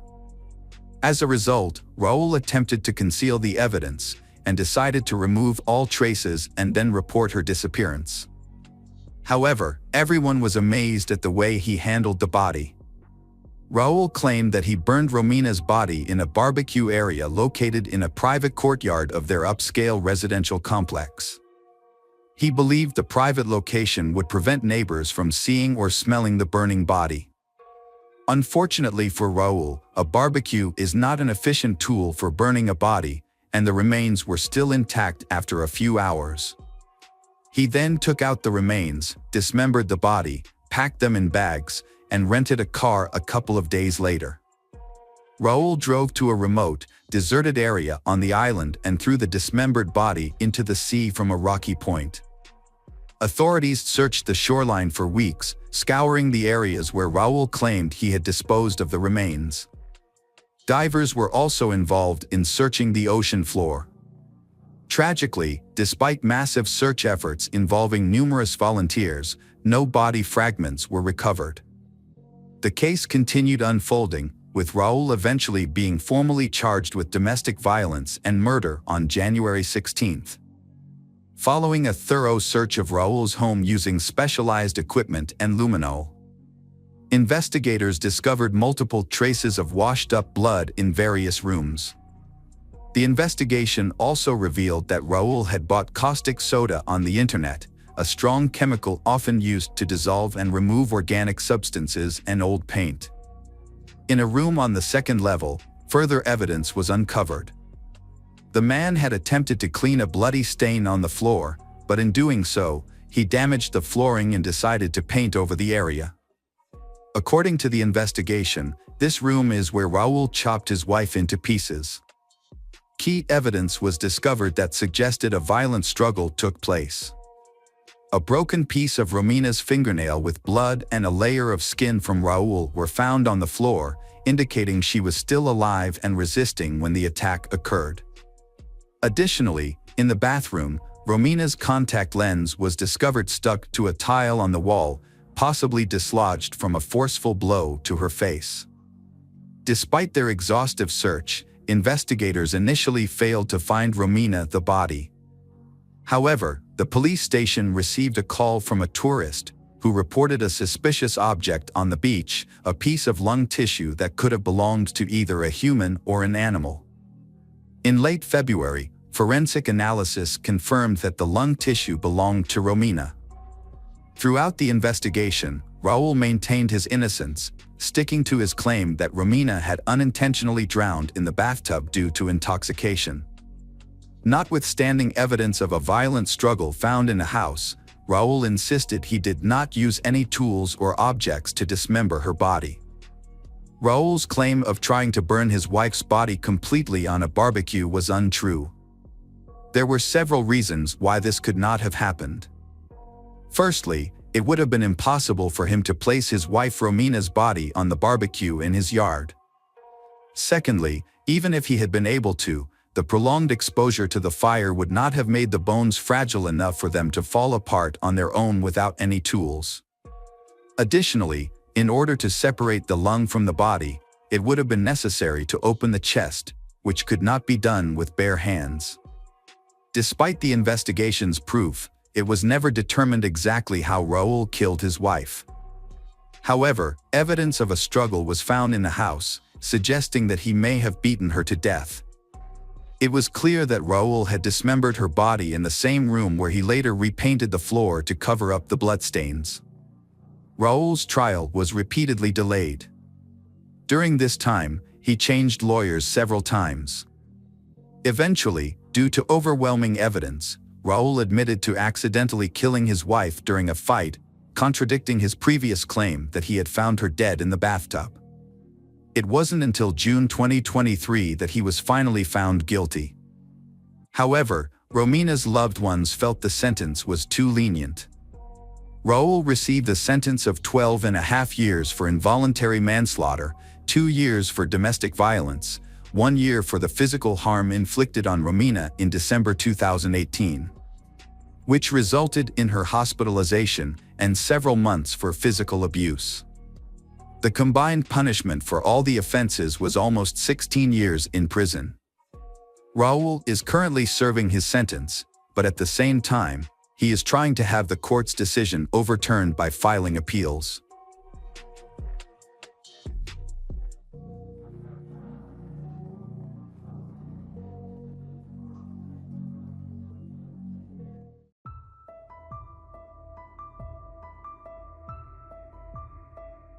Hi everyone, thanks for returning. Let's unravel another perplexing mystery. The case of Christy Lynn Mullins. Christy Lynn Mullins was born on August 28, 1960, in Columbus, Ohio. She grew up in a family of 4 siblings, and they lived in a quiet neighborhood, away from the noise of the city. In the summer of 1975, when Christy was 14, she enjoyed spending time with her friends and sisters. They enjoyed going swimming at a nearby community, especially on hot days. Occasionally, Christy also babysat for families she knew. On August 22nd, a friend of Christy's asked her to babysit her child until late in the evening. The next day, Christy woke up around noon, and it was an extremely hot day, with temperatures reaching 93 degrees Fahrenheit. So Christy decided that a swim would be a great way to relax and cool off. She brought her younger sister, Kim, to the community with her. Kim jumped right into the water while Christy chose to relax on a lounge chair. A while later, her friend came to chat, and after a short conversation, the two left together. Kim was surprised when her sister, Christy, left her alone without saying a word. Instead of following her, Kim chose to stay at the pool. Later, when she returned home, her sister had not returned. After several hours without any sign of Christy, Kim began to worry. She decided to search the neighborhood for her sister and soon met a neighbor. The neighbor informed her that about an hour ago, the police had discovered the body of a little girl a few miles away, but they had not yet identified her. Kim rushed home to inform her parents of the situation. They quickly contacted the police, saying that their daughter was missing. The police advised them to go to the morgue, where they would show them the body of the dead girl. Initially, her parents had difficulty recognizing the girl because of the severe bruising on her face. However, the mother later discovered a birthmark on the girl's leg and recognized it as Christy. After identifying the girl, the police informed the shocked family of what had happened. At around 2:30 p.m., a man called 911 to report that he had found a human body in the woods behind the shopping center. He and his wife and son had gone there to buy toys for their children. Before entering the shopping center, the son asked to walk along a popular trail in the woods behind the building. This trail leads to a nearby river, which attracts casual walkers. After agreeing to let the boy walk, the parents allowed him to follow this path into the woods. When the family returned, they noticed a suspicious scene a short distance from the trail. Upon closer inspection, they saw a man lying on the ground, bending over someone and hitting them with a piece of wood. When the man discovered the family, he immediately got up and ran away. The father rushed to the scene and found a girl lying on the ground, covered in blood. His wife, who was studying medicine, tried to check for a pulse but could not find one. The father quickly ran to a nearby shopping mall and called the police from a store. He and his wife provided police with a description of the perpetrator. He was a young man, about 20 years old, tall and slim, with shoulder-length black hair. He was wearing jean shorts and boots at the time of the incident. Using this information, police created a sketch of the suspect and turned it over to patrol officers. The crime scene examination did not turn up any significant clues. Although police discovered a piece of wood that was used as the murder weapon, they were unable to find any evidence that could identify the perpetrator. Notable details from the crime scene included that Christy's hands were tied with telephone cords and that her clothing was in disarray, as her bikini top was pulled down and her t-shirt and shoes were found nearby. However, forensic analysis did not reveal any evidence of sexual assault. Police therefore theorized that the perpetrator may have intended to attack Christy, but something frightened him and he ran away. Christy's sister reported to police that she had left the pool with a friend named Carol. So they went to speak with Carol. Carol reported that she had received a suspicious phone call that day from an unidentified man claiming to be a local radio DJ. He told her about a cheerleading competition that was supposed to take place in their town, with the winners receiving free tickets to the state fair. The caller invited her to meet at the entrance to a forest trail behind the mall, where someone would provide more information about the event, which was supposed to start at 1:45 p.m. Carol's account of the events aroused the suspicions of the police. According to Carol, she had originally planned to attend the event with her sister. However, on the way, they encounter Christy and her sister. After a brief conversation, Carol invites Christy to come with her instead, and they decide to leave their sisters behind and head to the mall. When they reach the entrance to the woods, the girls sit on a fence and wait for someone to arrive. When no one appears after a while, Carol says she left Christy for a while to go to the mall and asks for the time. She returns a few minutes later, only to find Christy gone. Still waiting for a while longer, Christy does not reappear, prompting Carol to finally leave. The police investigation finds no evidence of cheerleading competitions in town as the anonymous caller had reported. This leads them to two possible explanations. The caller could be the killer trying to lure Carol into the woods, or it could be a prank unrelated to the murder. Unfortunately, the call cannot be traced, making it impossible to identify the caller. Further investigation uncovered inconsistencies in Carol's story. According to Carol, she had met Christy and her sister on the street while walking to the mall. However, Christy's sister, Kim, disputed this claim, saying that she and Christy were at the pool and that Carol had joined them there. But that was not all. Later that evening, Christy's mother met Carol, who lived just a few dozen meters from their home, and they had a rather strange conversation. Carol apologized and said that things had gone too far. She said that she was supposed to be the target and that there were two people involved in the murder. However, when Christy's mother tried to get more information, Carol ended the conversation and left. The mother reported this to the police, who questioned Carol again. But Carol denied making these statements, maintaining that her original story was true. She later took a lie detector test, but showed no signs of deception when asked questions critical to Christy's case. As a result, the police took her off the suspect list and focused on finding other leads. The city was thrown into a state of widespread fear as news of the brutal murder spread in the days that followed. This fear was compounded by a disturbing realization: the police suspected the killer was a local resident, as they seemed to have a good understanding of the area behind the shopping center.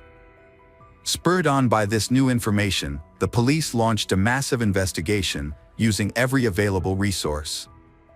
Their efforts were finally rewarded 3 days after Christy's murder, when a significant breakthrough was made in the case. At approximately 5 p.m., a Columbus Police Patrol officer spotted a man who closely resembled the composite sketch of Christy's killer. The patrol officer quickly notified the case officers, who arrived at the scene and asked the man to accompany them to the station for questioning. The man, 25-year-old Jack Carmen, agreed to cooperate. However, the police faced a problem. Jack had a significant intellectual disability, with an IQ estimated at around 50, according to various tests. Because of his condition, Jack required specialized medical care and lived in an apartment provided by a nonprofit organization. He had difficulty with basic skills, including reading, writing, and speaking. Despite these challenges, the police on the Christy case could not ignore the striking resemblance between him and the composite sketch. Jack's interrogation was difficult and exhausting. Most of the time, he responded with short answers or remained silent. The police began to question whether Jack fully understood the meaning behind their questions. The interrogation lasted for 6 hours. Eventually, the police began to make some progress by asking the simplest and most specific questions possible. Using this approach, they were able to extract a confession from Jack. Jack stated that on the day of the incident, he began by leaving his apartment and taking a bus to the mall. His intention was to buy clothes, specifically pants and shirts. When he arrived at the mall, he walked across the parking lot toward the entrance and saw Christy sitting on a fence near a trail leading into the woods. Jack approached Christy, grabbed her, held her arms, and dragged her into the woods, where he assaulted her. After the assault, Christy attempted to flee. Jack caught up with her, picked up a nearby log, and repeatedly hit her on the head. He then fled the scene, running to the main road in front of the shopping center, where he boarded another bus. The next day, the police took Jack to the woods, where he identified the exact location of the crime scene. Jack also shared specific details with the police, such as the log breaking in half when it hit Christy, which only the perpetrator would know. The police assembled a lineup that included Jack and asked the couple who found Christie to identify the person they saw at the scene on the day of the crime. Both identified Jack. Jack was then formally charged with assault and murder. Although forensic experts found no evidence to confirm his testimony, Jack still confessed to committing sexual assault during the crime. Therefore, the prosecution decided not to dismiss the charges. The prosecutor initially sought the death penalty. However, Jack and his attorney opted for a plea bargain. Jack admitted his guilt to the judge, and as a result, he was sentenced to life in prison, avoiding the death penalty. The trial was quick, possibly due to the public interest in the case, with thousands of people following the proceedings. Just 11 days after the murder, on September 3rd, Jack Carmen was officially sentenced to life in prison. After the trial, public perception of Jack's guilt began to change. As more information about his confession and personal life emerged in the media, many began to question whether he was truly capable of committing such a crime. Those close to Jack never suspected his involvement in the crime, describing him as a non-aggressive and timid person who often lied when forced to lie. And an incident at a charity center where he took the blame for a broken boiler, even though someone else had done it. Jack's ability to honestly confess to the crime has also been questioned. Although he had significant difficulty speaking, police claimed that Jack provided a detailed description of the crime. However, those who knew Jack's suspect at the police guided him by asking leading questions that included relevant facts from the case. This means that if they asked, "Did you hit the victim with a piece of wood?" and Jack answered, "Yes," it could be misinterpreted as a confession. A woman involved in Jack's treatment revealed that when pressed, Jack would confess to anything. If he was threatened with the electric chair, he would likely comply with whatever the police asked him to do. Those who support Jack's innocence have also found that the police brought him to the crime scene at the same time as the witnesses, the couple who later identified him at the police station. They had seen Jack and knew he was the suspect. However, the police maintained that the couple had never met Jack, a claim that many found hard to believe. Several other events raised serious doubts about Jack's involvement in the case. Police were unable to find the bus driver or any passengers who could confirm that Jack was on the bus he claimed to have taken home, as stated in his confession. Furthermore, several people at the charity building where Jack lived and worked gave testimony. They reported seeing Jack at 1:30 p.m. If he was indeed there, it is unlikely that he would have taken the bus to the shopping center on the outskirts of town and committed the murder at 1:50 p.m. He would have had to have taken the bus to the outskirts of town, which would have taken at least 40 minutes. Even if he had left immediately after being seen, the timestamps do not match. This led many to question Jack's guilt and believe that the police pressured him into a false confession. Even Christie's parents began to suspect that Jack was not the real killer. On September 9th, just 6 days after the verdict, about 70 people gathered in front of the town hall to draw attention to the case and demand a thorough investigation. A public committee was formed to fight for justice. This led to Jack finding new representation, as his new lawyer quickly filed a petition for a review of the case. A few months later, a judge revoked Jack's confession and ordered a new trial. Now, the prosecution had to prove his guilt almost from scratch, which seemed like an almost impossible task. Christ's father, Norman Mills, began his own investigation while preparations for the new trial were underway, dissatisfied with the police's efforts to find his daughter's killer. Not wanting to rely solely on the police, he took it upon himself to seek answers. Shortly after the murder, Norman and several neighbors searched the woods, where they discovered a pair of bloody jean shorts and men's underwear.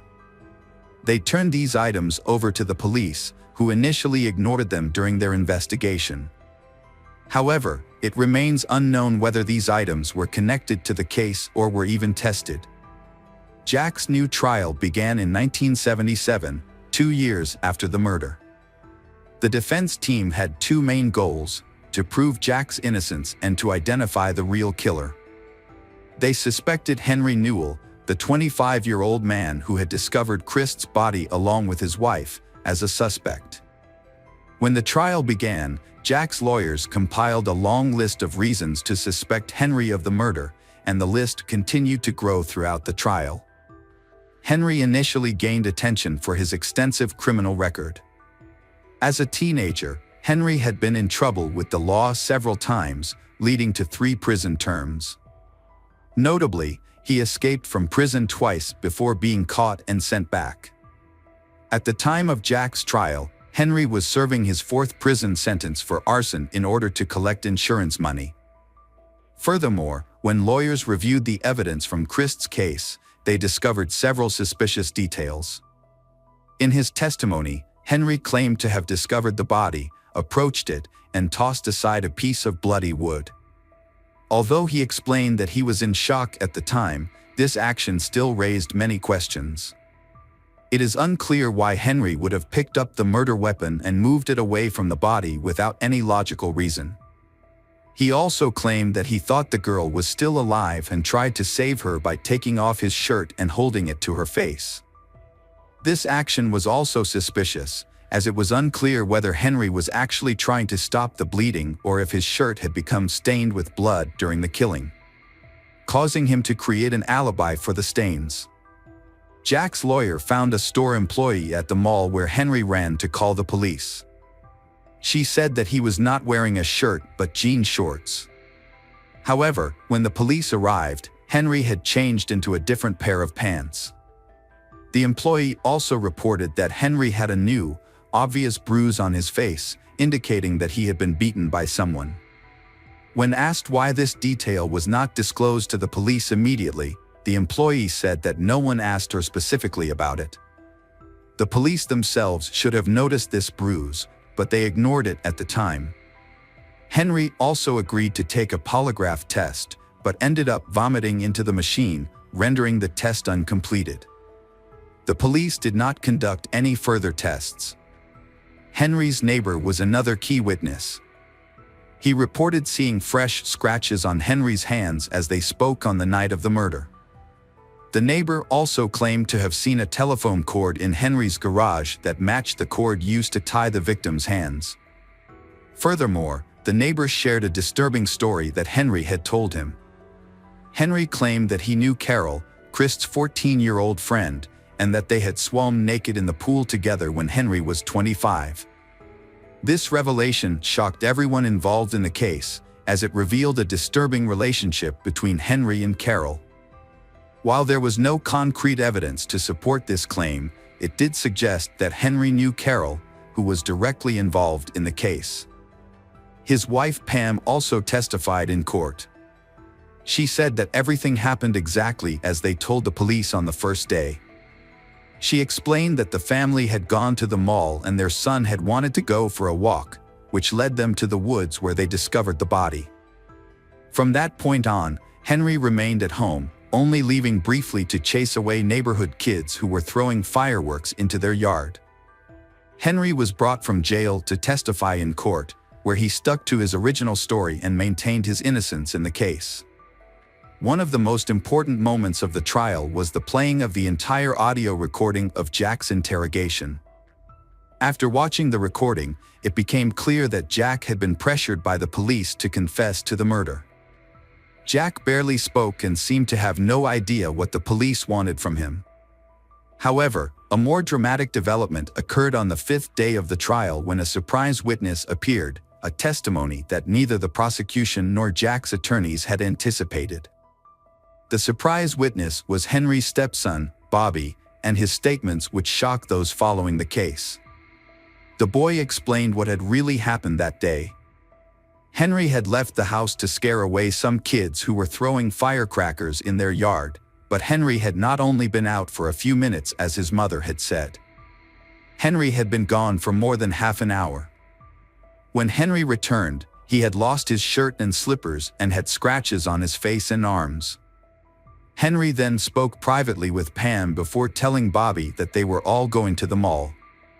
However, Instead of going shopping, Henry and Pam took Bobby to a nearby trail where he had not asked to go for a walk. In the woods, they found one of Henry's torn slippers, and a little further, they came across Christ's body. Henry's mother told Bobby to keep what he had seen a secret. Years later, after talking to his biological father, Bobby decided it was time to reveal the truth. His grandmother also testified in court and recounted a strange incident involving Henry that occurred at Christ's funeral. On the way back, she said that it was a tragedy, and Henry suddenly replied, "It will teach her to keep quiet." In addition, a friend of Henry's testified that he had confessed to killing Christ. According to this friend, Henry claimed that the act was unintentional, not intentional. In the end, this trial left little doubt that Jack was not involved in the crime, and all charges against him were eventually dropped. But this is where things get interesting. Despite the overwhelming evidence pointing to Henry's involvement, the prosecutor stated that he had no intention of pursuing the case against him. The prosecutor criticized the police for ignoring many clues and evidence that were available from the beginning of the investigation. This criticism was met with widespread public outrage. As a result, the prosecutor agreed to reopen the case 2 days later. However, there was still a major problem. The new investigation relied heavily on the initial findings, including the statements of Henry and Pam. As a result, the police continued to operate under the initial assumption that Christie's body had been discovered in the woods with a long-haired shirtless man nearby. They focused on finding new suspects who fit this description, similar to Jack. Unsurprisingly, this approach yielded no results. Despite months of continued efforts, the case eventually stalled. Christie's father pursued justice relentlessly. He even filed a civil lawsuit against Jack, not because he thought Jack was guilty, but to gain access to the case files. By doing so, he hoped to gather more information about the case. Unfortunately, this effort was ultimately unsuccessful. Christie's father died of cancer in 2006, still without the answers he was looking for. For years, the investigation into Christie's murder went dormant, until 2013 when former attorney John Allard decided to reopen the case. John took the investigation into his own hands and contacted everyone involved, looking for new leads. Christie's family gave him a box full of her father's files, compiled over the years until his death. After reviewing the documents and speaking to dozens of people, John became convinced that the killer was none other than Henry. During the investigation, John discovered that Christie's friend Carol smoked marijuana and found evidence that she had purchased marijuana from Henry. This connection led John to suspect that Carol may have fabricated the story about meeting a DJ in the woods, and that she may have planned to meet Henry to buy marijuana instead. It is possible that Carol invited Christie along, using the DJ story as a convincing excuse. Alternatively, a darker scenario emerged, in which Carol may have acted on Henry's behalf, luring Christie into the woods to attack her. And Henry had scratches and bruises on his body, suggesting that Christie had fought back before she died. As John continued to investigate the case, he discovered that Henry had committed many other crimes, including arson, domestic violence, and assault. Another notable incident involved the death of Henry's wife, Pam, in 1982. Despite filing for divorce, Pam was still living with Henry when she was found dead in their apartment. The official cause of death was an overdose of sleeping pills. However, Pam's family members were skeptical and suggested that Henry may have altered the pills. What was even more unusual was that, although Pam had clearly consumed a large amount of sleeping pills, no packaging for the pills was found in the apartment, as she would have been unable to dispose of them after taking such a large amount. In 2013, Henry died of cancer at the age of 63, but John persisted in his quest for justice for Christie. He published a book compiling all the available information about the case, which sparked public interest. Christie's family, along with others, have called for the investigation to be reopened. Notably, some of Henry's relatives contacted John, confessing that their entire family knew Henry was the one who killed Christy but kept quiet. A family member of Henry's recounted that a few months before her 16th birthday, Henry gave her a car as a gift and they went for a drive together. At one point, he asked her to stop the car, turned to her and confessed to killing Christy, describing the crime in detail. The woman did not believe him, thinking he had made up the story because he had been drinking heavily. However, after reading a book about the case, the woman's memory of that conversation returned and the pieces of the puzzle began to fit together. This revelation eventually led to the reopening of the murder investigation in May 2014.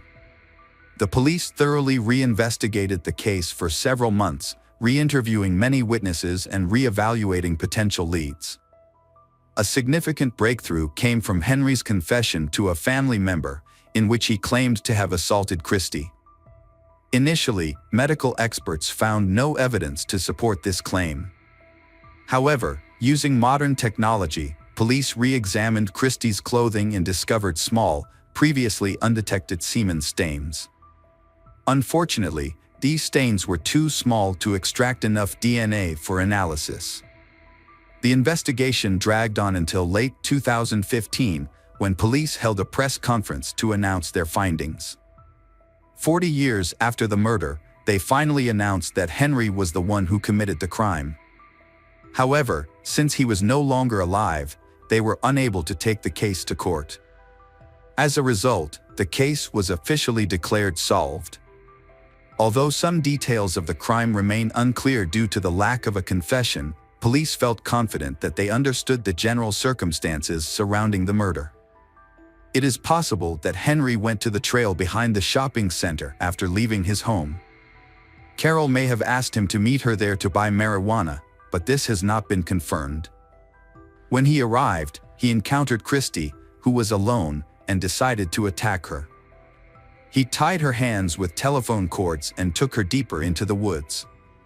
Christy defended herself, scratching Henry and hitting him in the face. Henry may have then wrestled her to the ground and killed her with a nearby log. After the attack, Henry returned home and told his wife what had happened. Together, they devised a plan that would allow him to avoid being held accountable for his actions. Carol's involvement in the case remains unclear, and it's possible she will speak out one day. A recent press conference revealed that the police mishandled the case years ago, with the current police apologizing to the Christie family for the negligence of their predecessors. The initial evidence was enough to charge Henry with murder. But it appears the original police chose to ignore it.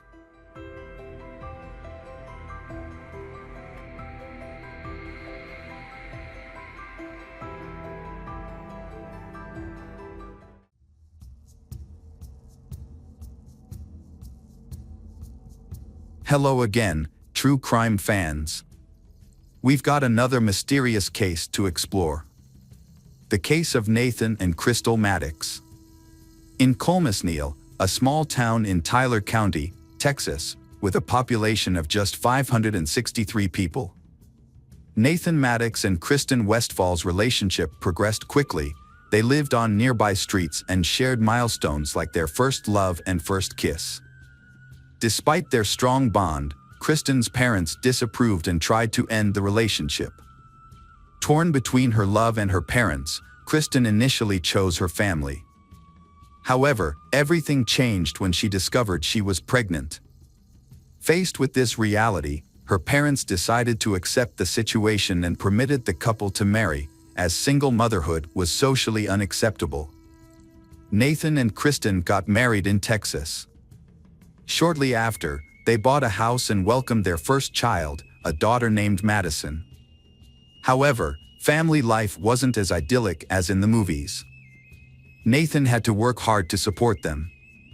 Owning and maintaining a house was expensive. So he took a job in Montana, away from home. As a young husband and father, he tried to visit Kristen and Madison as often as possible. He regularly sent money home, believing that he had a happy family waiting for him. He loved Kristen and Madison and thought they were the perfect little family. One day, when he returned home from Montana, he immediately noticed the house was empty. Most of the belongings were gone, and there was a note on the kitchen table. In a few brief lines, Kristen informed that she was leaving. Her reason seemed odd. She claimed she didn't know where her husband was, who he was with, or when he would return. She wrote that she was unhappy, but this was untrue because Kristen knew Nathan was in Montana for work. He called regularly to check on her and their daughter, and he sent them money regularly. The most painful part was that she took Madison with her, and Nathan was now forbidden from seeing his daughter. Kristen did something very unkind. She went to the police station and provided false information to gain full custody of her daughter, claiming that the child's father was not supportive or interested. Nathan was aware that his ex-wife and daughter had moved back to her parents' home. He made several attempts to visit his daughter Madison, but the Westfall family was firm in their refusal. They were happy to have gotten rid of an unwanted son-in-law. As time went by, Nathan moved back to his hometown to be closer to his daughter. He continued his efforts to see her and understood that he needed to work with a lawyer to gain official custody and arrange legal visitations. During this challenging time, he met with Crystal again. They had known each other since childhood, having attended school together. As teenagers, their lives took different paths. Crystal moved to the big city, dreaming of graduating from university. However, in her final year, she got married. Instead of pursuing a successful career, she enjoyed a happy family life and had 4 children. Unfortunately, over time, her marriage deteriorated, leading to a divorce. In 2011, Crystal returned to her hometown with her children. Crystal and Nathan, longtime friends, reunited at a crucial moment for both. Nathan was captivated by Crystal's children and admired how she interacted with them. Her boundless energy and optimism lit up everything around her, like a fairy. Nathan and Crystal got married in 2013.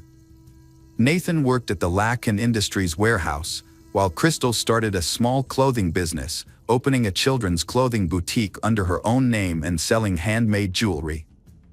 The business was doing very well, which allowed them to afford a good lawyer to seek visitation rights or custody of Nathan's daughter from his first marriage. Madison was delighted with her father's new wife and her new siblings, and she felt completely happy in her father's home. This made Lita and Paula Westfall, Kristen's parents, very resentful and worried about losing their only granddaughter. In 2012, Kristen Westfall requested full custody of her daughter in court. With her parents' support, the custody battle dragged on for 2 long years. The Westfall family was hoping to gain full custody quickly, but Crystal's arrival in Nathan's life changed the whole situation. A complete family, a home, and a good job made a strong case in court, and Nathan was granted visitation rights with his daughter. In October 2013, the judge allowed Nathan and Crystal to have supervised visits with Madison. On January 18, 2014, Nathan and Crystal arrived at Mount Carmel Church for the Sunday service. After the service, they wanted to take a walk with Madison, who was 6 years old. They left the church a little ahead of the rest of the congregation to go get some gifts they had prepared for Madison from their car. A few minutes later, 3 loud gunshots rang out. Nathan and Crystal were tragically killed by gunshots to the head, shocking their small town with the brutal murder of them. Initially, the killings seemed senseless, but later investigations revealed a motive. The police conducted a thorough investigation at the scene, where they found a .30 caliber rifle and matching shell casings. The autopsy of Nathan showed he was also shot in the thigh with a 20-gauge shotgun. This discovery led investigators to believe there were 2 shooters, since it's unlikely that one person could have managed both weapons simultaneously. The investigators carried out a set of interviews with witnesses to collect information about the Maddox family and to understand what occurred. They spoke with church members, friends, and relatives of the deceased family. However, the most surprising aspect was the response from Nathan's ex-wife's family. Both Kristen and her parents, along with other witnesses, were summoned to give testimony at the police station. The attitude of this family really shocked the investigators. The Westfalls played up the tragedy so much that it seemed like they were hiding their happiness about the deaths. Paul Westfall was so stunned that he had a fit. He couldn't believe the news of Nathan's death and had to call emergency services. A grown man who spent years trying to cut Nathan out of his daughter's life was so devastated he suffered a seizure. Kristen was the first person interviewed, and her interview was somewhat unsettling. She was the only family member who remained calm and composed, even though she and Nathan had been together for a long time and had a child. Kristen shared some strange details about him, focusing only on the negative aspects of her ex-husband. She claimed to know who killed him, mentioning that Nathan was involved with dangerous motorcycle gangs in Montana. One day, one of the alleged gang members showed up at Nathan's mother's house and threatened to kill him. Although the story was partly true, the threat didn't materialize because a motorcyclist inadvertently broke his bike. It was also found out that the existence of the gang had been exaggerated to throw off the investigation. Moreover, as an alibi, Kristen stated that on the day of the crime she was at the supermarket with her dad, Paul, just a few miles from the church, and then they both went home. Surveillance footage at 10:57 a.m. confirmed they were at the supermarket. Paul Westfall told exactly the same story. However, because Paul was a hunter and owned a firearm, they tested his hands for gunshot residue, but the results were negative. Still, his reaction to Nathan's death, whom he openly hated, seemed very strange to the investigators, leaving them slightly doubtful about his sincerity. Interviews with Nathan's loved ones over a short period revealed that he was in a custody battle with his ex-wife Kristen Westfall and her family over their daughter. After a long and bitter court dispute, Nathan was close to gaining custody, which the Westfall family strongly opposed. This intense conflict could have led to retaliation, but the police lacked concrete evidence to arrest anyone from the Westfall family. The family consisted of 4 people, and 2 of them could be the shooters. Investigators were still not convinced by their story and were trying to determine which family member fired the shots that killed 2 people. Regardless of whether it was a hired assassin, the investigators took a different approach and decided to focus on the main figure of the controversy, little Madison. After all, her safety was at risk, and she was still with a family that could be dangerous to her. Police officers and Child Protective Services, CPS, arrived to take the girl from the Westfalls' home, but were met with strong protests and anger. Due to the actions of the older Westfall family members, a search of the house was conducted. During this search, the police made a shocking discovery. A gun was stored on a shelf in a room where it could be easily reached. The search concluded with the discovery of illegal drugs throughout the house. In 2013, Kristen Westfall was charged and arrested for possessing a controlled substance. She faced repeated arrests, suggesting she couldn't be a fit mother to Madison. When Kristen went to jail in early 2013, her parents were given temporary custody of her daughter and did not permit Nathan to visit Madison during this period. Kristen defied Child Protective Services orders and continued living in the same house and sharing a bed with her young daughter. Even in 2014, despite court injunctions, she remained with her family and saw her daughter daily, disregarding the court's directive to move out. In March 2014, Child Protective Services got involved in the custody case of Madison, less than 2 months after the tragic murder in front of the church. Authorities arrested 4 people: Kristen Westfall, 29, her younger brother Cameron, and their parents, Paul and Letha Westfall. There was no direct evidence of their guilt in murder. The interrogations didn't yield the expected results, so the police resorted to deceptive tactics to pressure the most vulnerable member of the Westfall family, 18-year-old Cameron. If his guilt was proven, he was told that all his family members would face life imprisonment and the direct perpetrators of the murder would receive the death penalty. Cameron was young and kind-hearted. He was really scared and quickly agreed to cooperate with the investigation, revealing all the details of what had happened. The crime against Nathan and Crystal turned out to be meticulously planned by the Westfall family to completely exclude Nathan from the role of a father. The Westfalls were worried and carefully planned a scheme to keep Nathan out of Madison's life.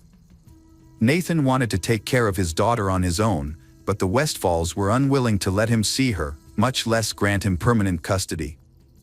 The Westfalls were really upset that their ex-son-in-law had gotten his life together and was living well. So, when the judge allowed him multiple visits, it became clear that he might win the case. This led Kristen to come up with a plan to get rid of him once and for all. Initially, Kristen tried to hire someone to kill her ex-husband, but when that didn't work out, she decided to do it herself with her father. On Sunday afternoon, the family usually attended church, and January 18th was no different. Letha Westfall and little Madison drove to the service at the scheduled time. Afterward, Letha had to hand Madison over to her father. Meanwhile, Kristen and Paul went to a distant store and pretended to be customers to appear on CCTV cameras, trying to establish a solid alibi, but they miscalculated the timing. Each family member had a specific role to fulfill. Throughout the entire period, they communicated via text messages, updating each other on Nathan and Crystal's movements. Letha, who attended the service, informed Paul when Nathan and Crystal were about to leave the church. She also the one who called 911 immediately after the murder. Cameron played a key role in hiding the evidence. He disposed of the gun used by his sister and father to shoot the newlyweds in the head near a remote church. He drove to a lake and threw away a bag of weapons. Cameron later decided to cooperate with the authorities and revealed that Kristen initially came up with the plan, which the family followed. He also showed investigators the spot where he had thrown away the murder weapons. Divers eventually recovered these items, confirming Cameron's statement.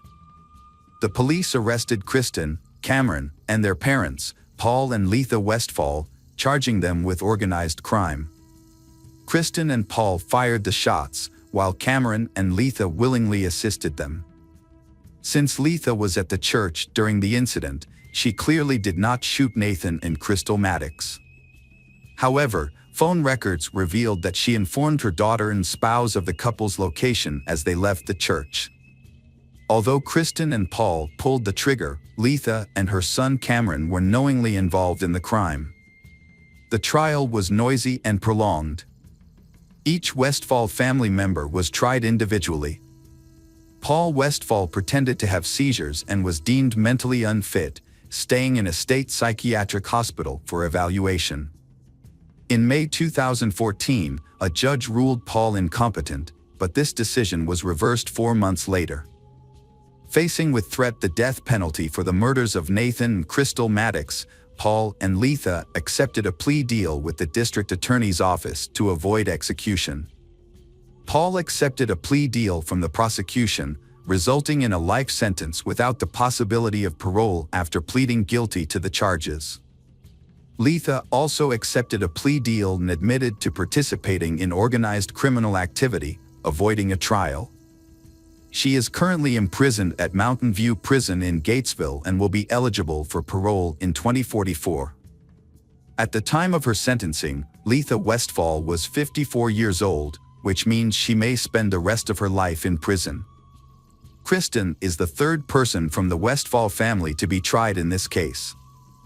During the trial, she maintained her innocence against all charges. She claimed that her entire family was unstable, and she was the only one honest about it. When her family members, Letha, Paul, and Cameron, testified against her in court, she couldn't confront them directly. Kristen Westfall's final trial and sentencing started in August 2016. The reason for killing Nathan and Crystal was related to the custody of Madison. Kristen strongly opposed Nathan having unrestricted access to see Madison. She couldn't bear the thought of him being happy. Kristen wanted to manage the communication between her daughter and Nathan herself. Through their daughter, she aimed to control everything he did and felt. The trial lasted more than a week. Ultimately, with overwhelming evidence against her, the jury took 8 hours to find her guilty of capital murder. In a Brazos County courtroom, attorneys and the judge reviewed final motions for the woman. Kristen was sentenced to life in prison without the possibility of parole, nearly 9 months before her father pleaded guilty and received the same sentence in May 2017. Kristen Westphal is currently serving her sentence at the William Hobby Women's Prison in Falls County, Texas. Paul, Letha, and Kristen Westphal were charged with 2 counts of murder. However, the youngest family member, Cameron, was only charged with 2 counts of tampering with or fabricating physical evidence. Cameron pleaded guilty to 2 counts of third-degree evidence tampering. The judge postponed his sentencing based on Cameron's agreement to testify against his family. He could face up to 10 years in prison for each charge. He was reportedly not involved in the shooting, and his mother was not involved either, as she was at the church when the crime happened. However, phone records indicate that she texted her husband and daughter while the Maddoxes were getting ready to go home. Cameron is currently imprisoned at the Huntsville Correctional Facility in Huntsville, Texas, and is expected to be released in 2025.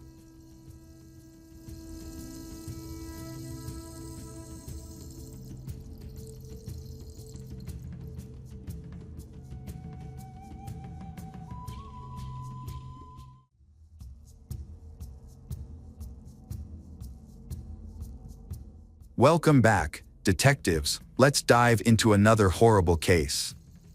The case of Stephanie Scott. Stephanie Scott is 26 years old, a kind and intelligent person who always has a smile on her face. She was very active as a child, participating in school clubs and sports.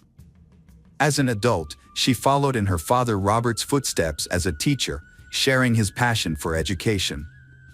She teaches English and drama at Leon High School and takes great pride in her work. Stephanie and her fiancé Aaron have known each other since they were children.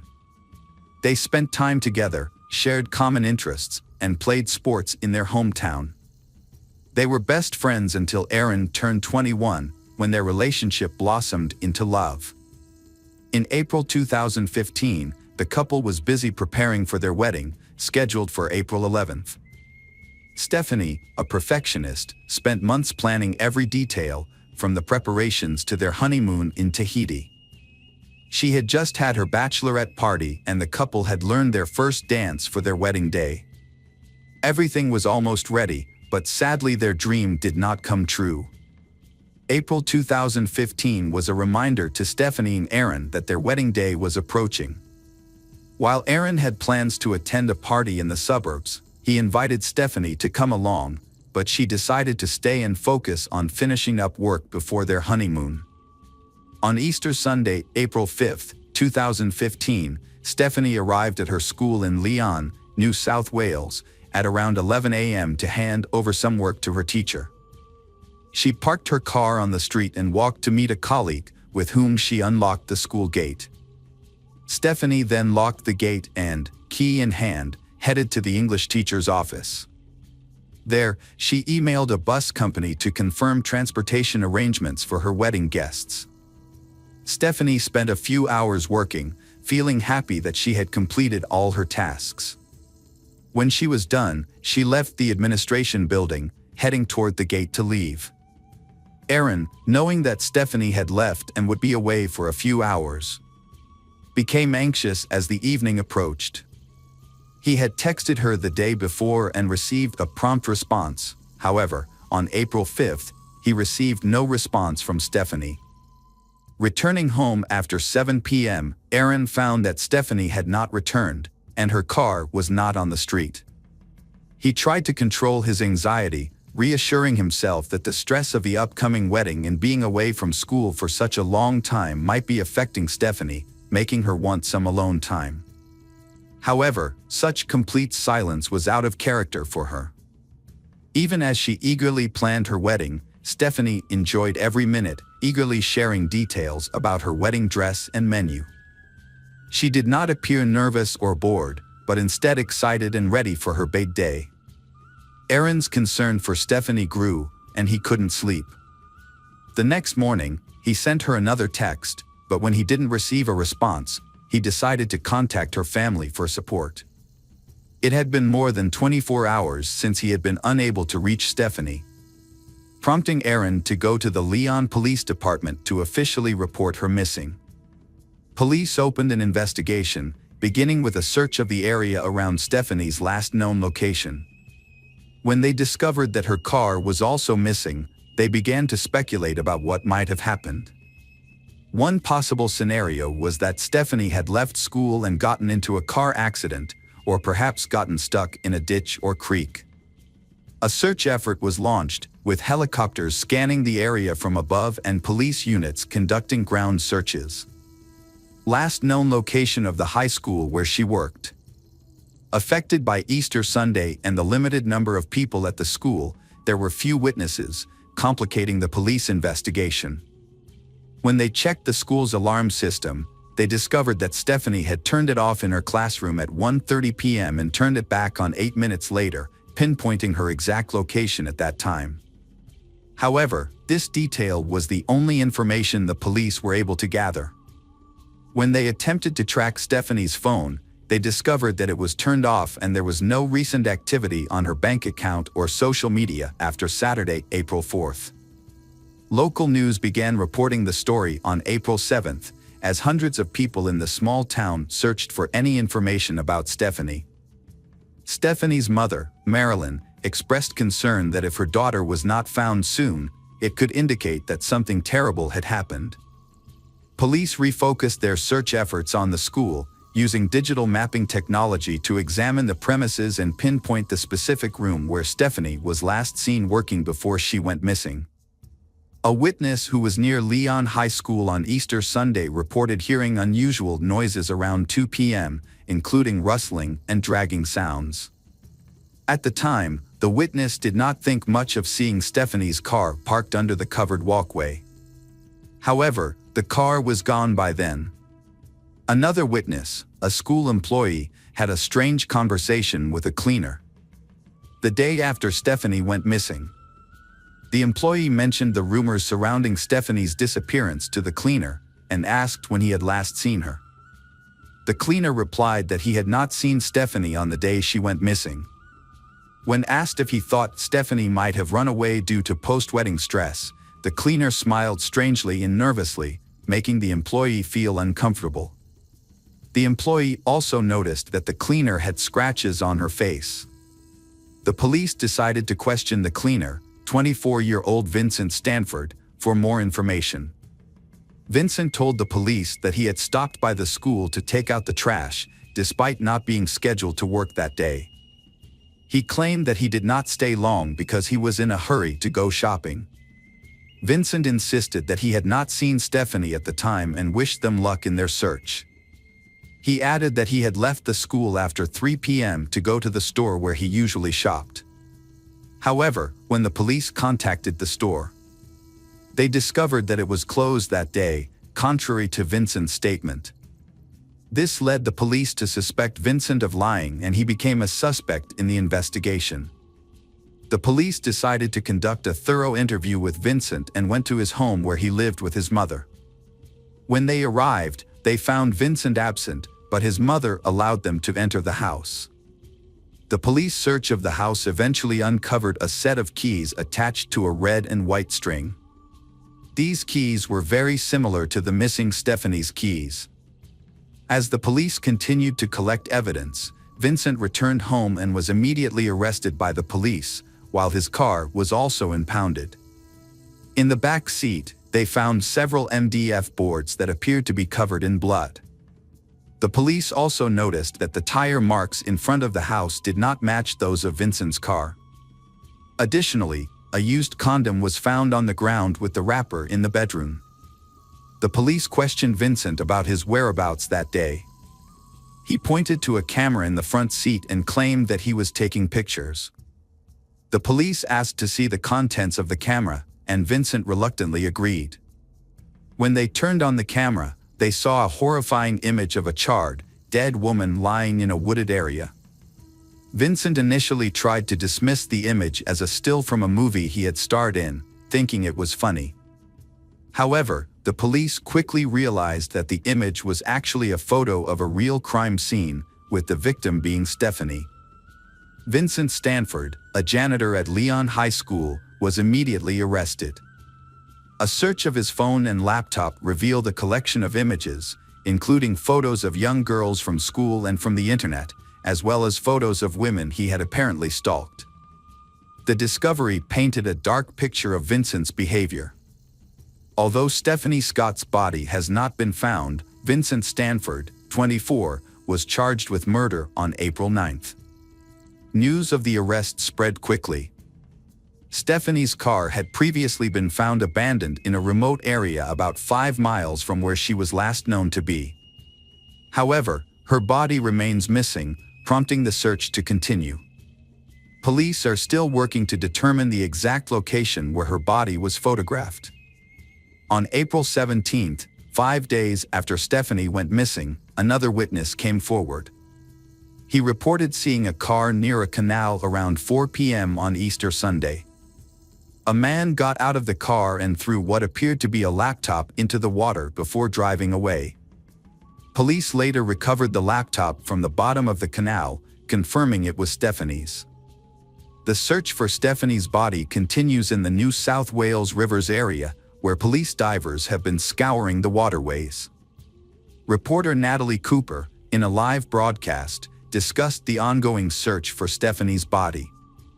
Meanwhile, police have expanded their search to fields and vineyards near where Stephanie's red Mazda was found earlier this week. Despite a search by police divers in the canal, Stephanie's body has not been found.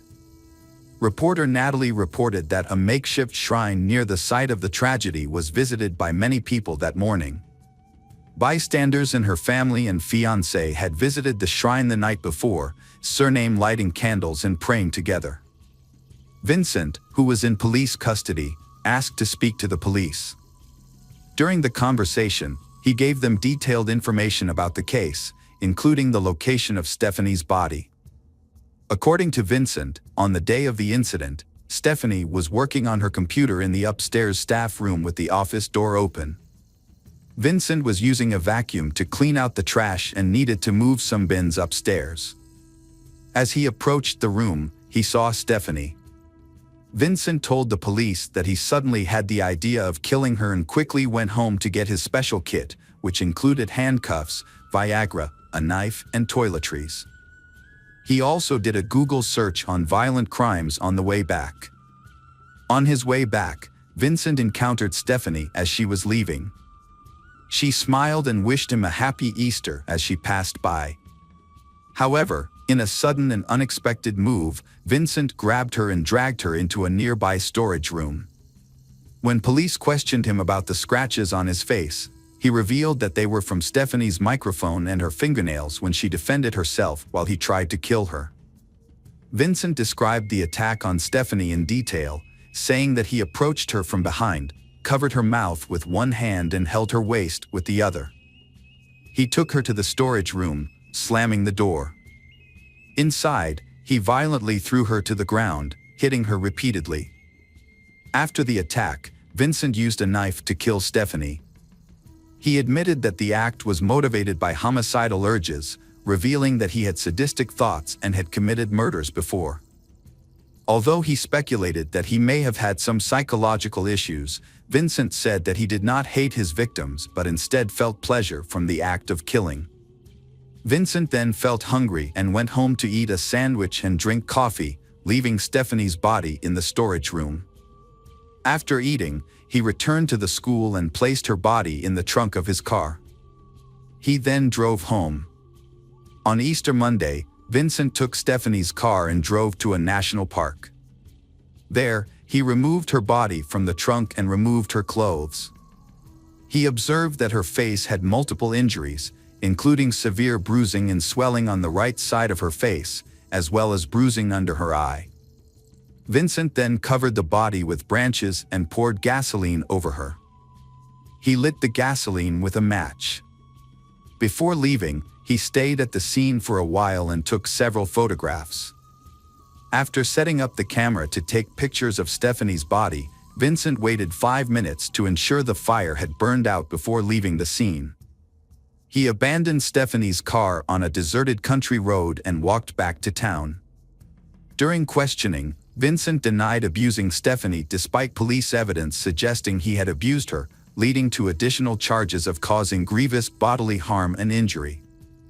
When questioned about her earrings and wedding ring, he claimed he did not remember taking them off and may have thrown them away with the other items.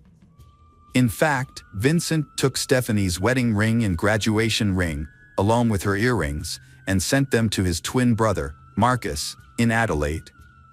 Marcus sold the items at a jewelry store and later destroyed Stephanie's driver's license after taking a photo of it.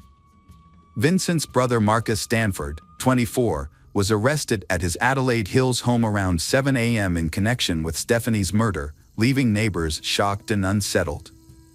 Marcus, who appeared inconspicuous, worked on a flower farm, where colleagues described him as quiet and reserved, barely communicating with them outside of work hours. Marcus Stanford appeared without a lawyer during the trial and, with a strong Dutch accent, told the judge he had never been to Leeton and saw no reason to go there. Despite his testimony, he was taken to Sydney the following morning under police escort, where he was taken into custody. The search for Stephanie finally ended. Following Vincent's confession, police discovered her body in a national park 60 miles from Leon's secondary school. Detailed investigations revealed that Stephanie had been brutally beaten in the head a total of 40 times, resulting in her death. Her body was then dumped and burned. Photos found on Vincent's phone were confirmed to be of Stephanie, leaving no doubt as to his guilt. Both Vincent and his brother, Marcus, were subsequently brought to trial. Vincent initially denied any wrongdoing. However, based on the evidence presented by the police, it was decided that the case could lead to a conviction. Vincent was deemed a dangerous serial killer. He appeared to lack emotion and empathy, was cruel and indifferent, often laughing and not taking the situation seriously. A deeper look into Vincent Stanford's past revealed a number of disturbing facts. Born in Australia, Vincent moved to the Netherlands with his family when he was 3 years old before eventually returning to New South Wales. As a child, Vincent had disturbing thoughts. At age 7, he fantasized about murder. By age 12, he had nearly strangled a teacher, leading his classmates to label him a psychopath. Due to his violent and disobedient behavior issues, Vincent was sent to a reform school. He later expressed feelings of being unable to fit in with society and was later admitted to a psychiatric facility, where he was diagnosed with autism and oppositional defiant disorder. Vincent was rejected by both the university and the army after his release, so he worked a variety of jobs until he landed a job as a janitor at Leon Junior High School.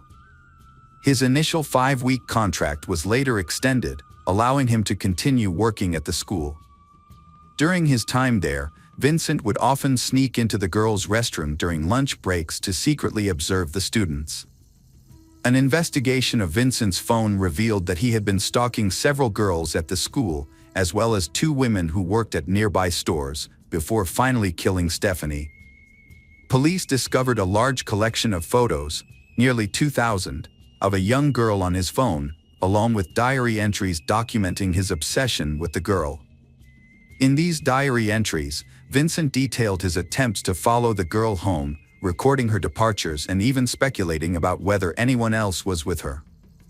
One diary entry stated, "She was home alone at 3:40 p.m., plenty of time to kidnap her." It appears that Vincent initially targeted the young girl, but once she left town, he shifted his focus to Stephanie, who worked at the school and was ultimately his victim. After a thorough search of Vincent's car, police found evidence of Stephanie's DNA on MDF boards. Inside Vincent's house, they discovered Stephanie's blood on several items, a knife, several condom packs, and her bra. Vincent's twin brother, Marcus, admitted to his role in the crime, including selling Stephanie's ring, destroying evidence, and helping Vincent cover up the truth. As a result, Marcus was sentenced to 15 months in prison without the possibility of parole. His sentence was for his involvement in the murder of Stephanie Scott, and his prison term was set to end on September 9, 2016. If Marcus had not pleaded guilty, he would have received an 18-month sentence. In October 2016, Marcus Stanford was released from prison. After his release, more than 60 people signed a petition expressing their disagreement with the court's decision and asking for an appeal. The petition describes the court's decision as unacceptable. After his release, Marcus briefly returned to his hometown of Leon with his mother. However, people in his hometown made it clear that he was not welcome, forcing him to leave again. His current whereabouts are unknown. Since his release, Marcus has publicly apologized for his actions and promised not to cause any more trouble. He has admitted that his past behavior was foolish and has expressed remorse for the harm he has caused. Marcus has also stated that he has no intention of contacting his brother Vincent and does not want to reconcile with him. Steve, the twins' father, he is shocked, scared, and does not want to talk to or see Vincent. Steve admits that he does not understand why Vincent committed these crimes. Vincent Stanford was sentenced to life in prison for murder and 15 years for sexual violence, both sentences effective April 8, 2015. Stephanie's mother, Marilyn, expressed her grief, saying that Vincent could not cope with his own life, so he took her daughter's life. Marilyn believed that this deprived Stephanie of the chance to have a happy future. Although the family did not know the full extent of Stephanie's pain, they knew that she had suffered unbearable pain. Therefore, the family wanted to stay away from the public to mourn their daughter and overcome the pain. In the future, Stephanie's family members have decided not to participate in interviews or television shows or answer questions. However, they have planned a final celebration.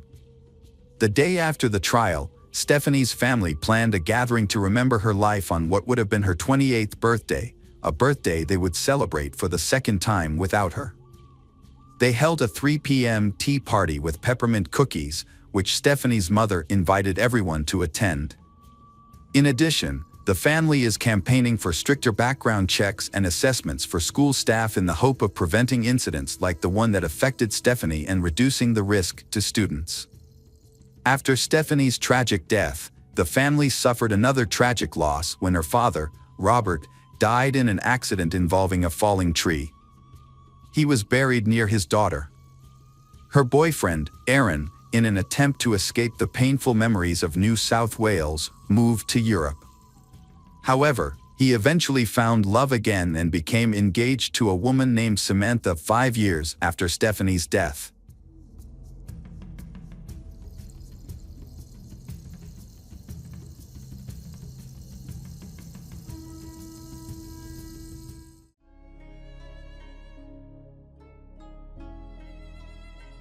Welcome back, detectives. Let's dive into another horrible case.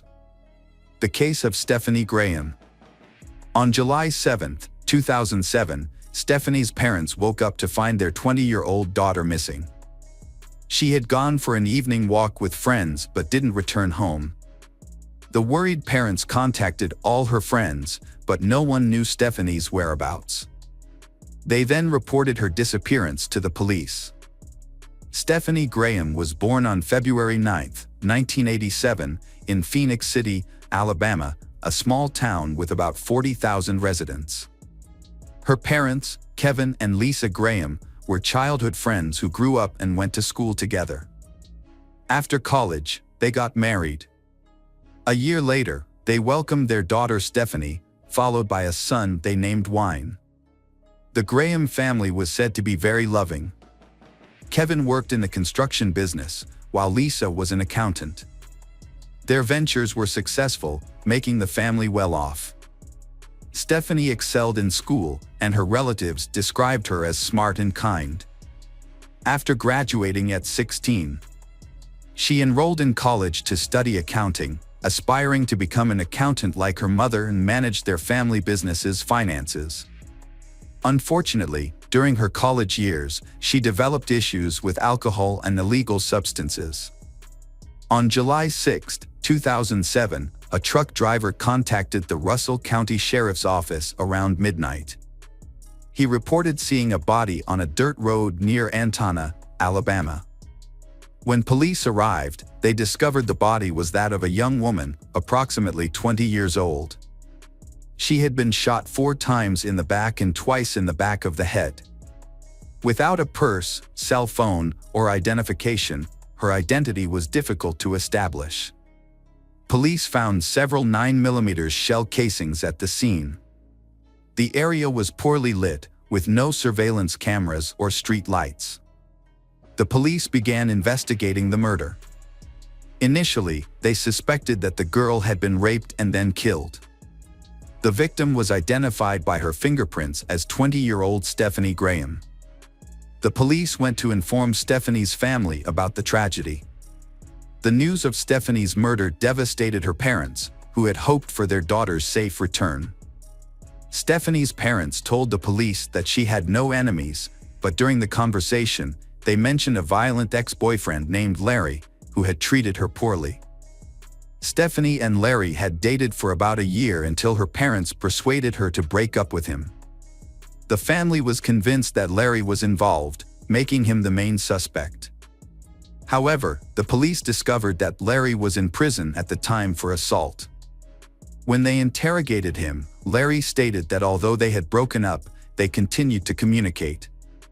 He had even called her on the evening she disappeared, but her best friend Mimi answered the call.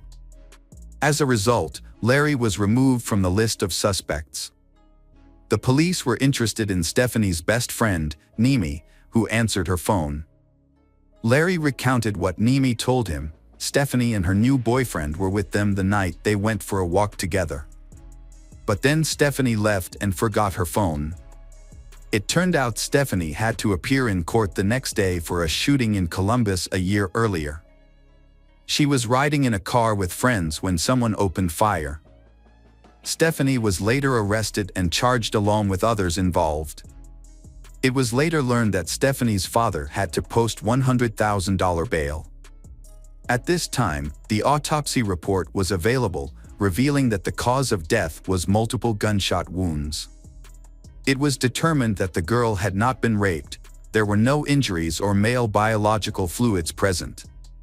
However, her underwear was pulled down, possibly to mislead the police. The police decided to question Glenn, Stephanie's new boyfriend. He said they were spending time together in the evenings and having fun when Stephanie suddenly mentioned she needed to meet a friend.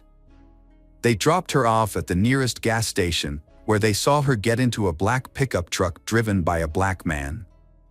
Glenn said the driver may have been Kenny Walton, a family friend. The police were skeptical of Glenn's story, finding it strange that Stephanie was released so easily and not concerned that she would get into a stranger's car. However, due to the lack of evidence against him, he was released. The police began to investigate the family friend that Glenn had told them about. The police learned that Stephanie trusted Kenny deeply, considering him a second father. It turned out he had a previous conviction for distributing substances. The police summoned him for questioning on July 7th. Kenny appeared at the police station and denied any connection to Stephanie's murder. The police then showed Kenny photographs from the crime scene to observe his reaction. Kenny said that he could not look at these horrible photographs because he was very close to her. He said Stephanie was like a daughter to him. According to him, Stephanie called him around 10 p.m., asking to meet at a gas station to discuss an upcoming trial. She confessed she was scared about going to court despite her innocence and even asked for help with buying a car to leave the city and avoid court. Kenny refused to assist her with the car. He said Stephanie stayed behind when he left the gas station. It seemed unusual for Kenny, who viewed himself as a second father to the girl, to leave her alone at a gas station late at night. The police were skeptical of his story, so they reviewed the gas station CCTV footage. The footage showed Stephanie getting into the front passenger seat of a car, which then drove away. This revealed that Kenny had lied. The police called him back for further questioning and showed him the surveillance camera footage.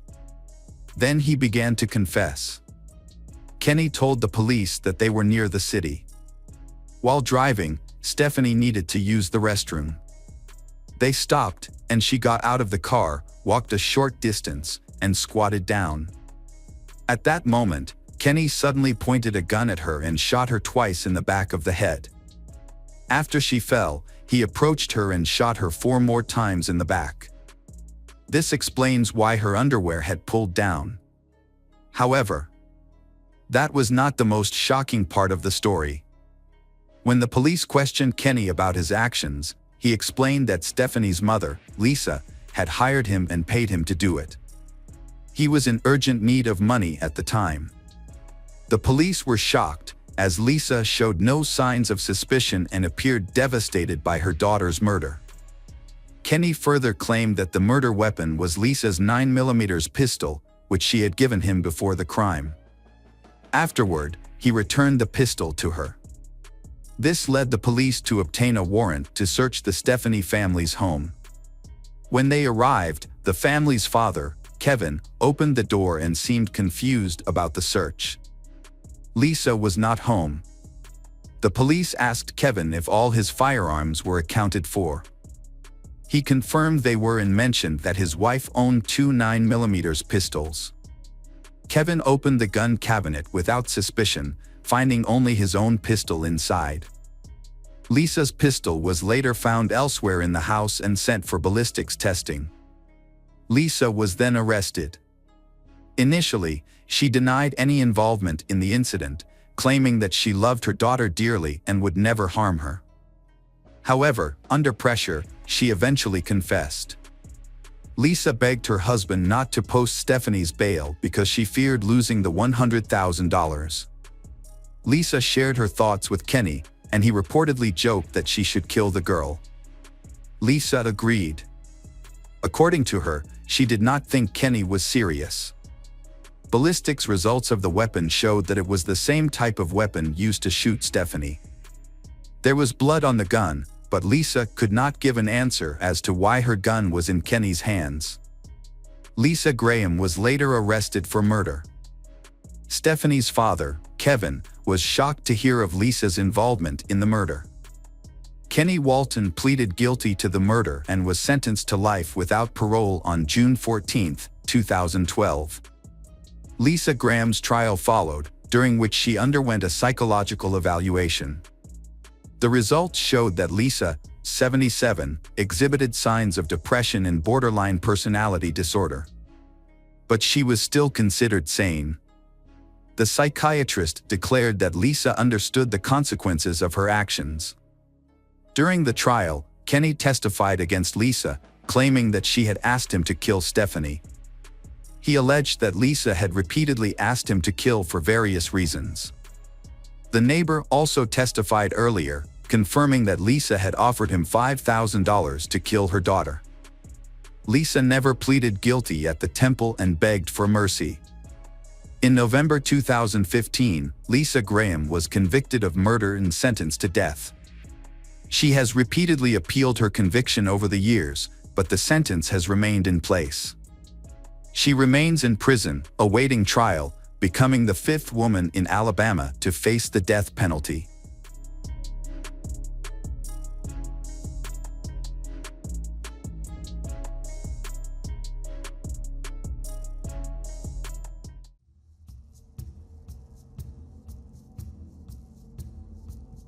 Hello again, true crime fans. We've got another mysterious case to explore.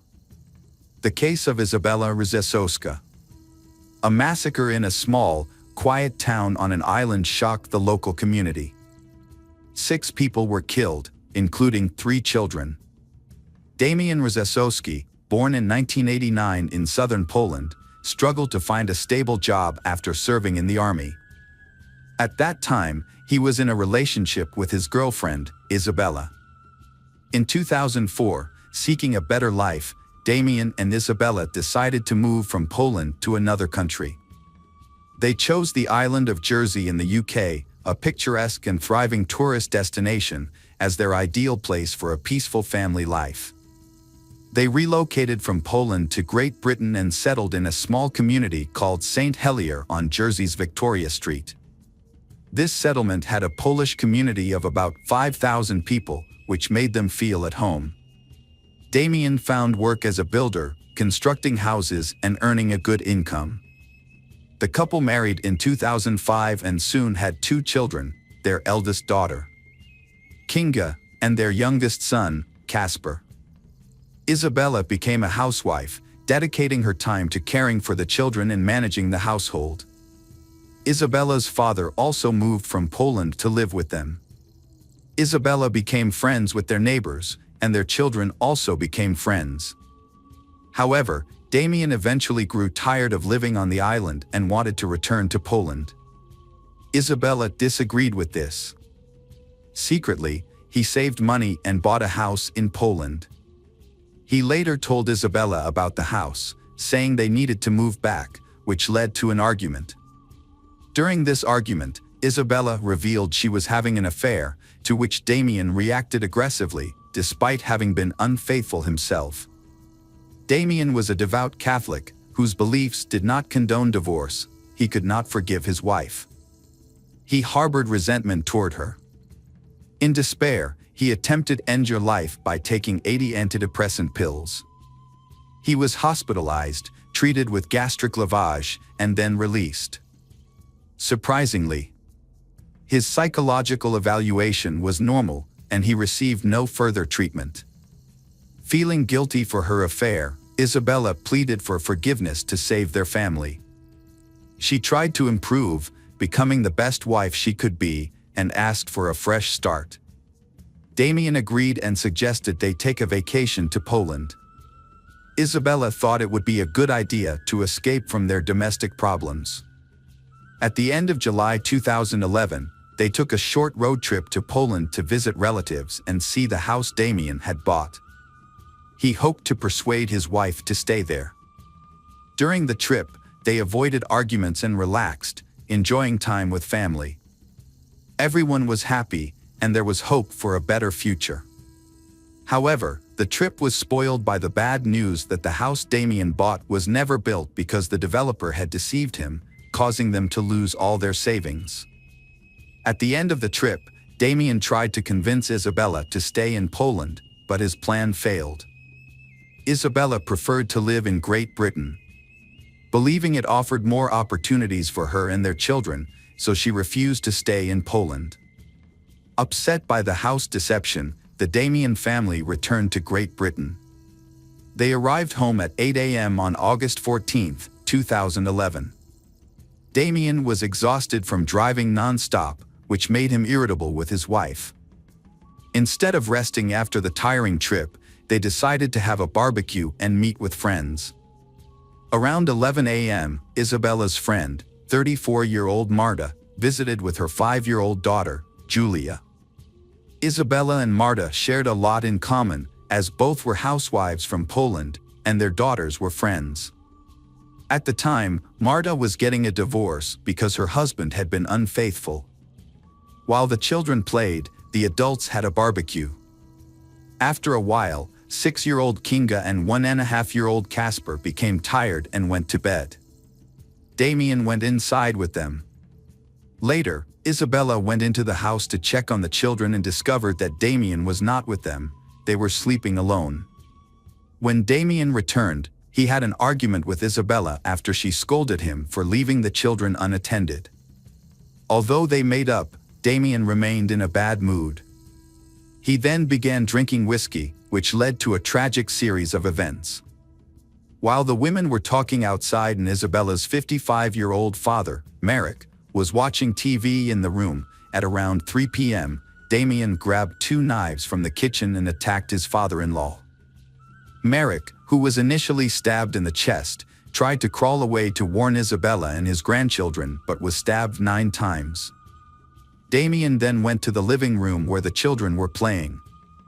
He stabbed his son Casper 13 times. Kinga and Julia screamed in frustration for help. Damien then turned on his daughter, stabbing her 16 times, and continued to attack Julia, stabbing her 16 times. The screams alerted Marta and Isabella, who rushed into the house. Damien attacked Marta and then his wife, stabbing Isabella 3 times near the heart. Despite her injuries, Isabella attempted to dial the emergency number, mistakenly dialing 997, the Polish emergency number, instead of the UK's 999. She then made it outside, screaming and calling for help.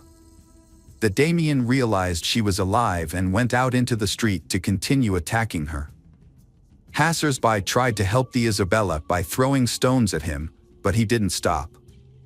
The attacker began to threaten them, prompting someone to call emergency services at 999. After attacking his family and friends, Damien stabbed himself multiple times in the chest. By this time, an ambulance and police had arrived at the house, and he was rushed to hospital in Berkshire.